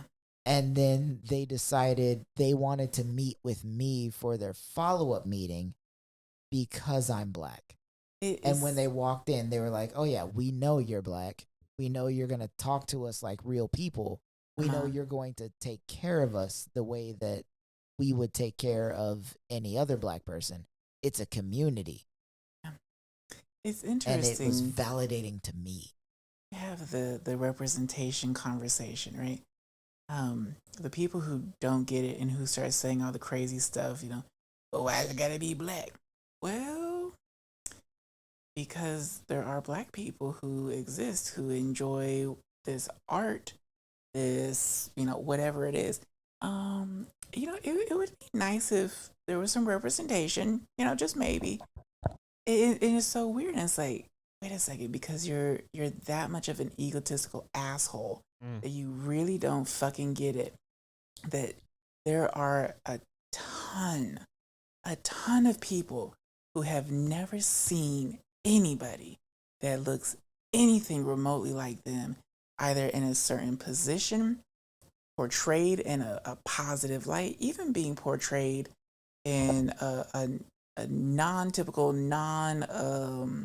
tropey kind of negative way. Yeah. My favorite thing is when there is a gay villain that's not just some hypersexual, whatever. It's like, no, we need all of it. We need context. We need rich character development, not just bullshit tropes.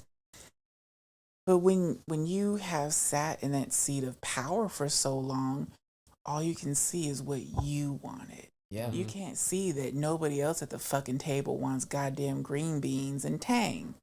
Yeah. And you're pissed off that somebody brought unsweet tea to the table. Sit your ass down and let other people have some say in what's going on. Well, to be fair, if you bring unsweet tea to the table, that's an attack on me personally.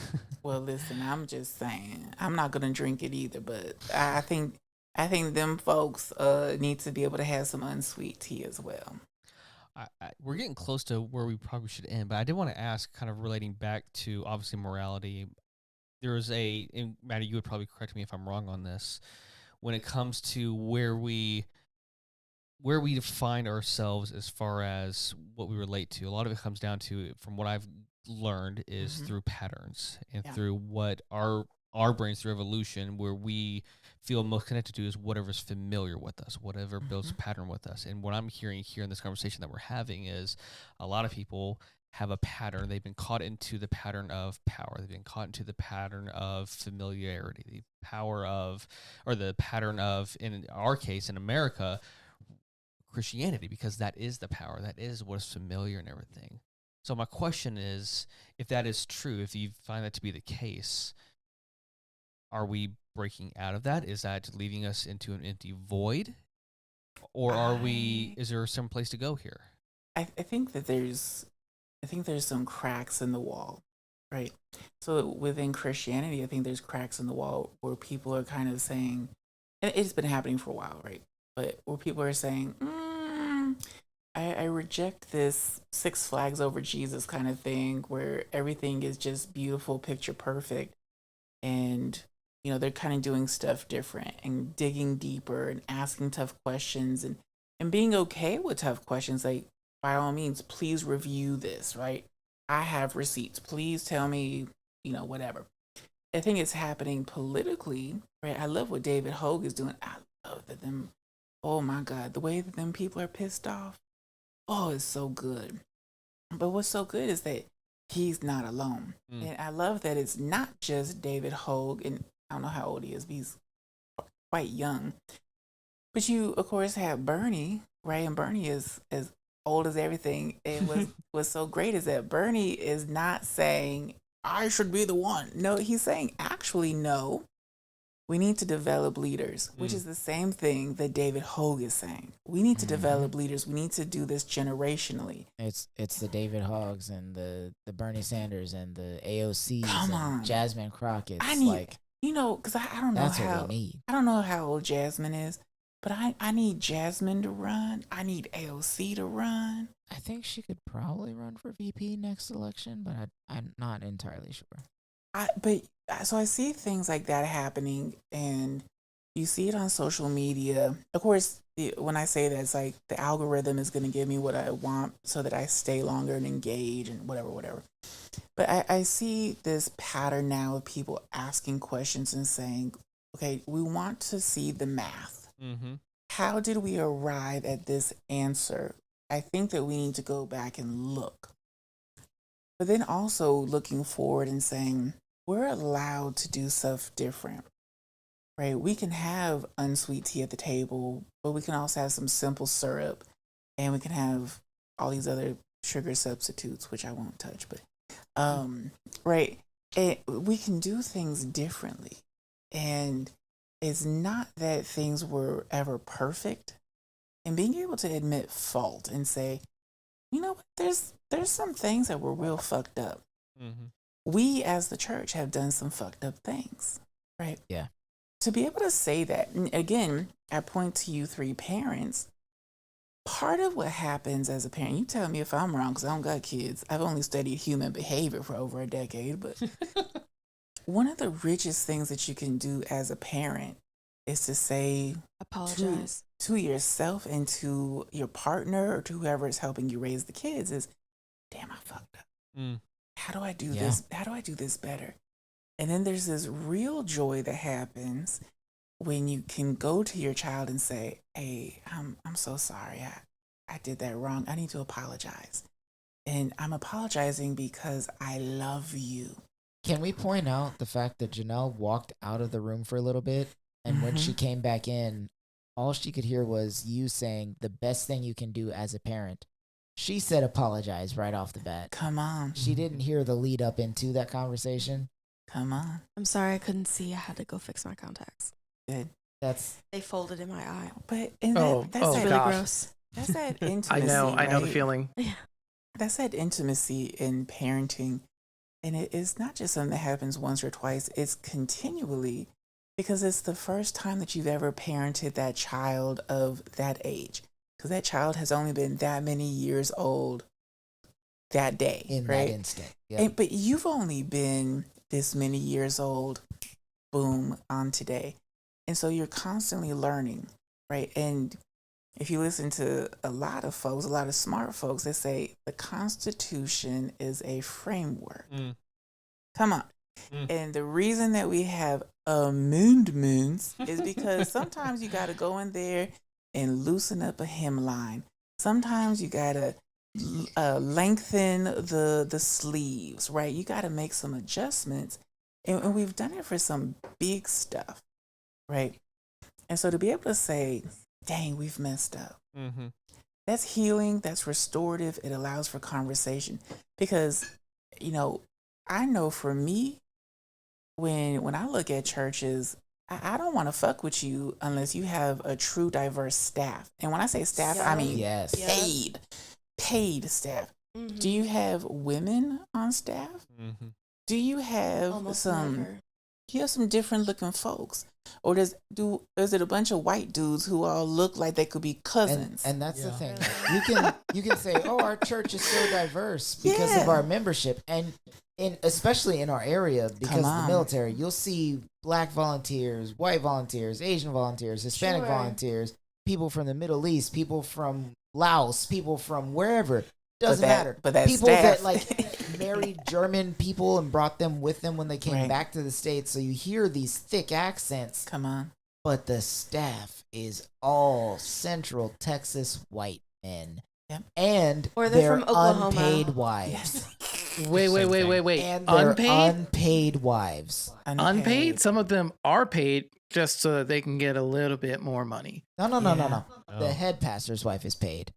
The youth pastor's wife and the worship pastor's wife. The children's pastor's Unpaid. wife. The children's pastor's wife isn't even called pastor. She's a volunteer. She's Miss. So, Or if it's Wisconsin, they all just get admin jobs. Lord. Oh. Because, they gotta make more money because they're not making enough money to actually support their family. Oh. When I think about the cracks in the wall, I think of the folks on social media that are like calling stuff out and being constructive, right? They're not just saying no and wagging a finger, and they're also not saying yes and propping it up. They're saying what if and maybe and sometimes and oops, right? And it's happening politically, it's happening spiritually, it's happening all over the place. That is what needs to happen. And so something I say, when I'm training new professionals, one of the things that needs to happen in therapy, you need to give people on ramps and off ramps. You need to make it approachable to talk about stuff. I also need to give you autonomy and boundaries. Because if we're getting into the weeds and we're actually developing a relationship to talk about difficult things, I need to give you space to say, well, I can't talk about that right now. It hurts too much. I'm too embarrassed. I'm too ashamed. Shame doesn't change us, right? Shame teaches us how to hide. And there's a lot of hiding in the church. There's a lot of hiding politically, right? But come on, scripture, perfect love casts out all fear. And this is where I go to a lot of times as I say, some of these jokers been doing the same mess for decades and for generations. But if I go to scripture and I look at pattern, because I've read it several many times through as well, right? If I hold true to some theology underpinnings and I say that if I'm in the presence of God, his presence is going to transform me. Yeah. Right? If I hold that to be true, then I need to get in his presence so that I can be transformed. Not to be more like a political figure, but to be more like the heart of God, which is for people, which is going to say, oh, look at these people who are being, I don't know, snatched up and sent to El Salvador and sent to some crazy prison. My heart should break. Yeah. I should cry. Literally. I should cry for the folks who can't get a job. I should cry for the folks who can't put food on the table. I should cry for the folks that ain't no homeless shelter. I should cry for this and that and the third and the other. But you know why they're not doing it? Because they're not encountering the presence of God. They're encountering the presence of a cult leader. They want to draw close to a political figure. They want to draw close to some power. That's the thing. They say God is love, but their actions say God is power. Yeah. But it's not true power. It's a Power symbol. is love to them. Yes. Yeah. Yes. It's the same reason why you can just ignore a homeless person on the street. It's It's not real like love. It's not real power. It's their understanding of what it is based on what they've been told and they've fallen for. But hold up, because you just said something so good, Justin. And you said it then too. Also, is we're also talking about identity, and if I don't know who I am, I'm gonna look at somebody else to tell me who I am. And that's where some of this goes. That lack of self-understanding, self-worth. Yeah, and it circles back to shame. It circles back to I don't know how to feed myself. I'm not okay asking difficult questions. I can only go to these people who have been chosen for me. My glass ceiling. Yeah, I can only listen to these specific podcasts, this kind of music, these books, so on and so forth. I can never ask, why is everything green? Is it the glasses I'm wearing? The thing that kills me about that, and I can point out a specific verse. Philippians. It's the counter argument. The Philippians 4:19, I believe it is. I can do all things through Christ who strengthens me. Oh, come on, because you're going to contextualize it. What's the second part of the verse? When people are like, oh, I can do all things through Christ who strengthens me. Look at the parts before and after verse. They specifically reference Clarence, who is a volunteer in the Philippian church. Yes. That was taking care of the widows and the orphans, the poor and the unworthy, quote unquote, that can't do anything for themselves. And they said, this guy is an example of what we need to focus on. Right. He did this through Christ who strengthened him to do these things. And they reference several different volunteers in the church that are doing things that if you said, hey, maybe we should do this nowadays, they would crucify you. I think about, I thought about this for years, about John 3:16, right? It's like John 3:16a is what's quoted. For God so loved the world, he gave his only begotten Son, that whoever believes in him shall never die but have eternal life. For part B, for God came to the world not to condemn it, but to save it. Again, minimum but 500 there's an asterisk. verses memorized, and the 500 that I memorized for ministry school were not the ones that I knew before I went to ministry school, because I believed you need to learn something new about the Bible. And I was the memory verse champion of my church. So let me tell you something. So I already knew at least 500 verses before I went to ministry school. So don't challenge me. So here's something that's crazy. And I'll shut up after this so that we can go home, because I gotta go to bed and wake up and go try to. We've been recording for a minute, Go try to unbig this back, because whatever. Unbig this back. Sorry. I think about all of that, right? And oh my gosh, who was it? I don't think it was I don't think it was Dietrich Bonhoeffer. It was, oh my, I don't remember who it was, but they called John 3:16 the gospel in a nutshell, right? And there's so much in scripture that is really an outline for theology. And that's taught if you go to seminary, right? But we have, again, a lot of pretty people who are leading stuff because that's what's marketable. We don't have people who are studied and learned.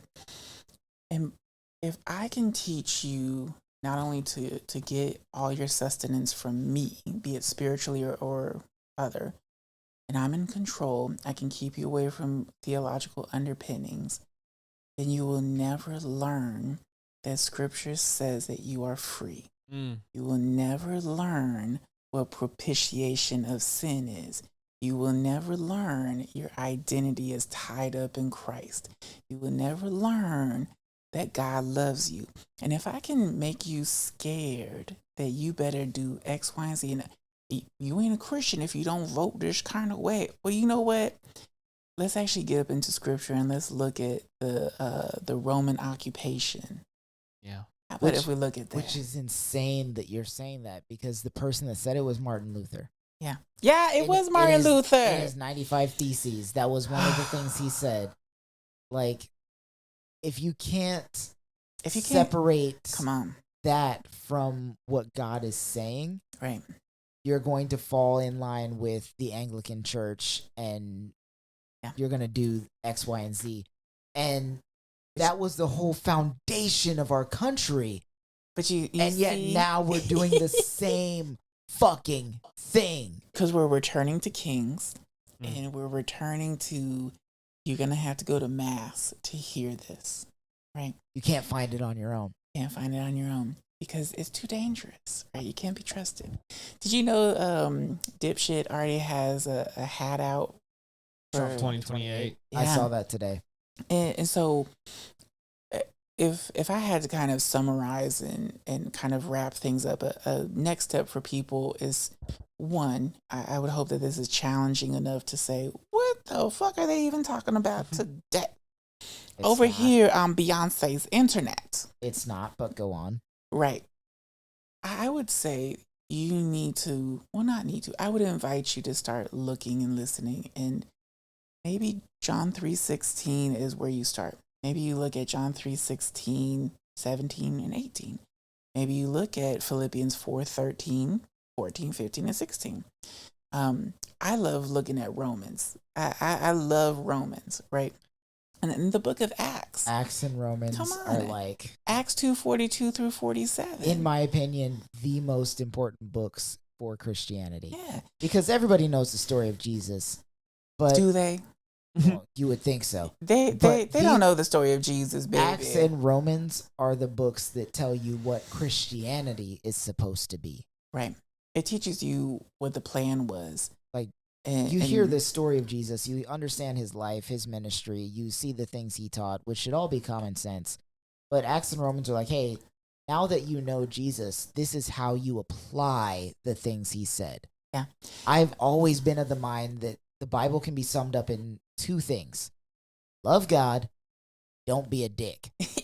It's that said, simple. I love it said by Antioch Community Church in Waco. They big church planting folks. Anyway, whatever. They say love God and love people. And it's like, no, actually, yeah. That's it. Yeah, it really is. Jesus said that. Like when Nicodemus came to him, like, what is the most important commandment? Love your God. Love God with all your heart, all your mind, all your soul. And love people as you love yourself. Yeah. That's it. Yeah. That's the whole scripture summed up. And the first of those is a callback to things that were very well known to Jews in that day because it was very culturally relevant. But a lot of people don't know this because they're not reading scripture for themselves. They don't understand and they're so lazy. God bless them. Like, no tea, no shade. But they're so lazy that even saying, hey, go find John 3:16 and read the 3 verses before the 3 verses after. They can't do it. It's too much John work. 3:16 says. Yeah, because it's right here on my t-shirt. I saw it on WrestleMania. Like, Yeah. sir. What were you gonna say, Tim? Well, I was going to try to wrap this up, but I'd like to point out too. I think what's missing with, maybe we can circle back to morality, and what's missing in the morality, I think, of the church is the whole point and context of what Jesus did. Is he didn't die on a cross, which you could argue historically or not whether all this was accurate or not. But even despite that, what you see later in Acts and Romans, and what they point out to, is that this was not an act of power grab. This was an act of spitefulness against the empire. This was an act against power itself, to show that the most humble of these is the ones that gain everything. It's not those that have everything that possess everything. It's those that have the least amount. And I think what we are witnessing in America today is, and what was presented and promised us, was that the more that we give to the powerful, the more that we will be rewarded. And what we have seen through the lack of that promise, through that and trickle-down economics, is we become desperate to find more and more. And it's like we're desperate. We keep losing more and more of wealth and goodness and morality. And so we keep, like you mentioned, we find those people that have it. How can I get more of that? Right.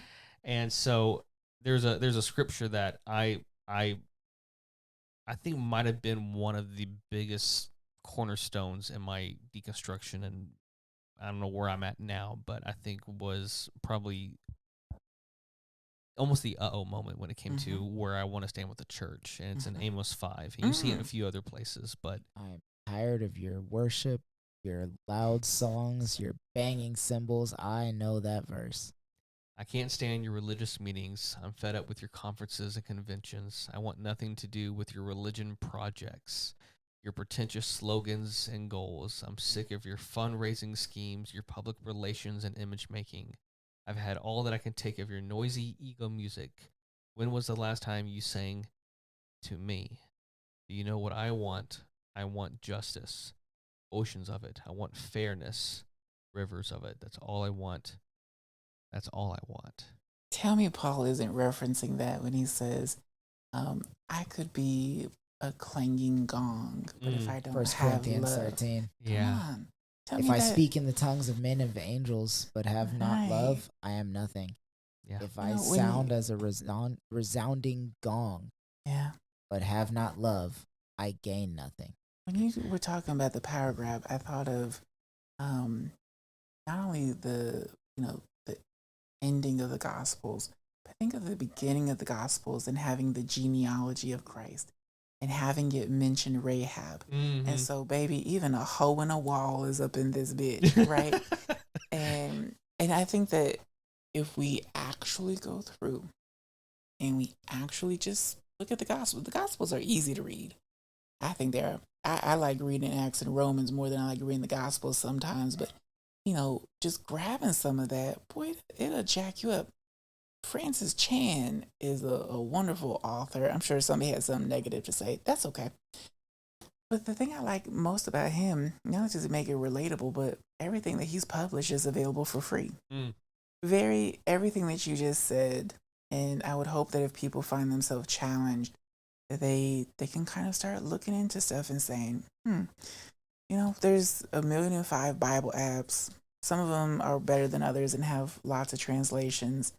Let me kind of just look at a few things and check it out for myself. When I think of morality, I think of don't be so deceived that you're only hearers of the word. Be also doers of the word. Yeah. I know you know that verse. I do. What's the chapter and verse? Oh, I couldn't give you chapter and verse right now.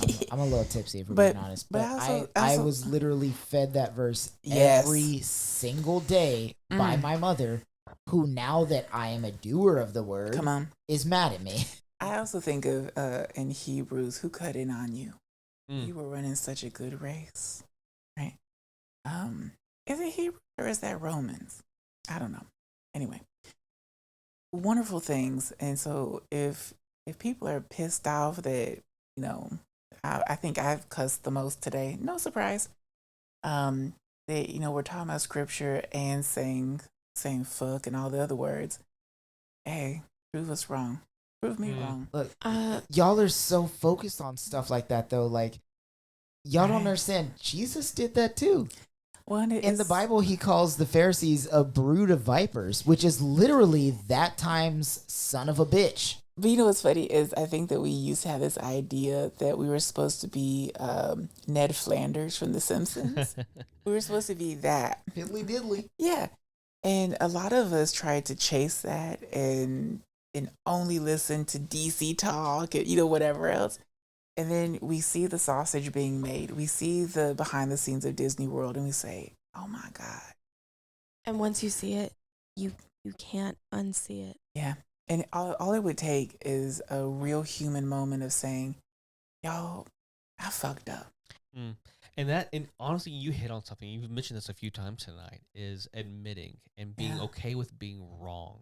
That is such a hard thing to accept in your life. But those are those off ramps. But why is it so hard? Because we're taught that about self-preservation, and part of tribal thinking is that you are going to be attacked. Mm-hmm. If you say this is not as such, well, we're going to come against you because this is so fragile. It's hanging by a string. We said that earlier. So if you start calling it out, I got to attack you to preserve it. But specifically when we talk about kind of this cultish mindset, right? And like this, the power grab, real tea, right? If I am making $30,000 a month because of tithing, number one, I need to keep that on the low. I don't need anybody in Central Texas to know I'm making $30,000 a month specifically off of tithing. Never mind my book that I'm selling in my bookstore in my church, which I'm directing you to go look at, or that I'm saying is part of a Bible study that we're going to do, right? Never mind all of those things.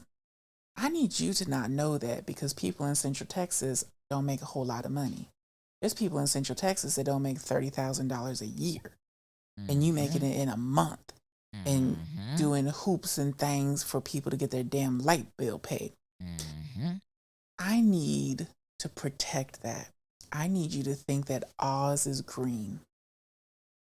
I need you to think that I have the answers, that I know how to do this. Yeah. And how many of us have had parents that did that bullshit, and then later on we figure out, oh, they didn't know what they were doing. Right.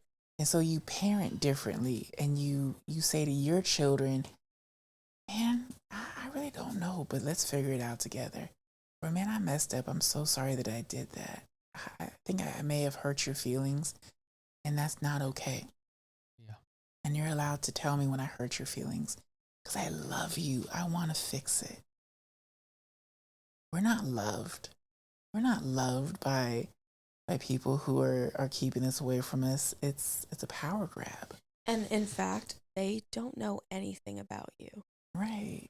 They really don't. Unless they do that deliverance ministry bullshit and they get all the data to weaponize against you. Oh, yeah. Okay. But they don't, Here's at that the point, thing. they don't Here's the actually know thing. you. They know dirt on you. I had, Right. which is why I avoided those kind of classes. I Because didn't know that's what any it better. was. That's what it was from the beginning. They wanted people to have dirt on each other. Right. So that they could say, well, you're no better than that person, blah, blah, blah, blah, blah. Look at your stuff. Look at their Right. stuff. And then it ended up being what? Like just a gossip mule. Right. Yeah. But I had a kind of a different experience where like I felt rebellious my whole life, my whole existence as a Christian, because there were certain strong stances that I had against what I was being brought up in, specifically regarding human rights. Yeah. And I truly believe that you should leave life with kindness and compassion. And when the teachings were deviating from that, I couldn't move from there. Mm-hmm. It didn't make sense. And you were probably told it was Older a New stronghold. Testament. Mm. Yes, I was told I was rebellious. As a Jezebel spirit. There were One of my favorite things that happened with us is, Janelle, we were part of a ministry careful. small group. Careful. An inner circle. An inner circle thing, yes. Where we were Careful. each given a person to study Oh my that god. was supposed to focus on one of the struggles of our lives. Yeah. I'm Like sorry, that- what the fuck? Yeah, so the person I'm like, Just sorry, wait, Ivan, Justin. the It gets person better. the person in charge knew us on a personable level, Or he thought he did. and he gave us individual people to study based on what he thought our personal struggles in life were. So like some people were given Bonhoeffer, some people were given like Francis Chan. Yeah. Janelle was given Corey Ten Boom, because if you know her story on a surface level, it's about a rebellious woman. She wasn't. She was rebellious, but she was quiet about it. She was a quietly rebellious woman, and it worked out for the Methodical. good of the kingdom. If you actually read the books about her, if you actually did the deep dive study that we were required to do, Janelle saw a parallel in herself, because Corey Ten Boom was the type of person that was like, hey, maybe we should, if we're all feeling it, maybe we should start a fucking revolution. Yes. And it really backfired on what the person intended. I love it so He- much. I think his interpretation was that she was a revolutionary, but she was still quiet and submissive and abided to the letter of the law, even though she was fighting And fugitive. that's Whatever. not the case. I She made the yeah. appearance of binding to the letter of the law, which would be very similar to like 1940s Germany. I love. If you were like, "Oh yeah, I Yeah, she believe was I believe that Hitler is our supreme chancellor, but also I've got Jews in my attic." So I love that we keep trying to start other conversations, and I am officially falling asleep. Tim just gave me the signal too. So Well, let's go ahead and I wrap it just up. that's what I was saying. Like, I really believe in leading with kindness and compassion. And when you deviate from that, and when you start Yep. being bigoted toward other human beings, I was gone. You lost me. Yep. And to be considered a rebellious teenager or adult or Christian for that was so appalling that Yep. I could not be held. But Yeah. looking And back on it now, it's a badge of honor. Sure. I'm so proud of the woman that my wife was at that time, and the woman that she has grown to be because of her position then. I mean, yeah. I be telling Janelle all the time, I'm like, you badass motherfucker. I hope you know. I tell her that same thing. Sometimes she believes me, and she's like, Well, she always believes me, but that's for different reasons. it's because what you've been doing to the couches. So, guys, Oh it's been my a gosh, great always show the damn tonight. couches. Couches. This is a safe space. Our couches are fine. I heard you're called the Sofa King. I don't know why you keep making these jokes. I have nothing to do with that. The things that he does to couches have never crossed my mind to do to a couch. The things that have been said. That's The enough. things, That's the enough. things that we do in common are to different things. Couches for him, my wife for me. Oh, Lord have So- mercy. I'm gonna leave it at that. I'm just going to say you're not allowed within 100 feet of Ashley Furniture for a reason. I'm absolutely. And on that note, we are ending this episode before we get any Yes. further. Maddie, thank Wow. you so much for joining us, friend. You're welcome. We love you, and thank you for your, Yeah. I mean, not just, look, you're just one of my favorite people. I'll just be completely honest, okay? And I just want to thank you for your It's 'cause wisdom I and your smell heart good. and everything. I mean, that too. It's a whole package. It is it's a whole part of the package. reason, yeah, but not the entire reason. Um, Top 10 for sure. Well, guys, hey, we're going to leave tonight. Janelle, where can we find you? I'm on TikTok and Instagram at the Kitchen Witch. Chris? I don't recall, but I think I'm on TikTok as Christopher.Lionheart and Instagram is Captain_CT Ford. Justin? I am everywhere that matters as Justin is Theory and a few places that don't matter. Like my contact list. You can find me everywhere at Tim Never or change Timothy Lichty. Maddie, you don't have to share, but if you'd like to share, where can we find you? Oh, I have a place to share now. Last time I didn't feel safe enough, but now I just don't give a fuck.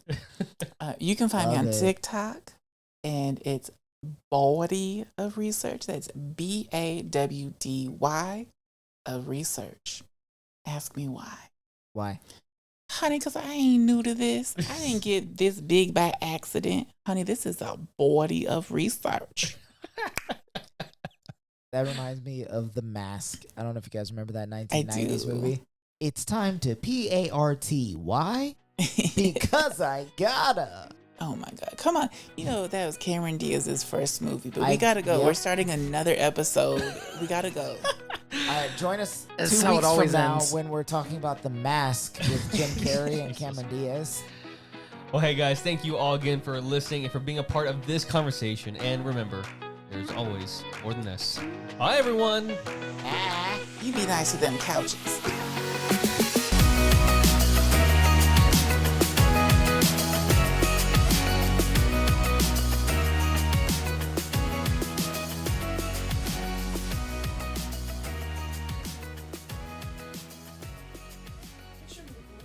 Oh my gosh. Now we have to have a consent conversation. Literally, he's the worst at that with pictures. Okay, I'm sorry. So here's a pattern that's emerging. Oh no! Am I the picture guy? Hey, he had her consent. It just shouldn't have mattered. Oh, Lord.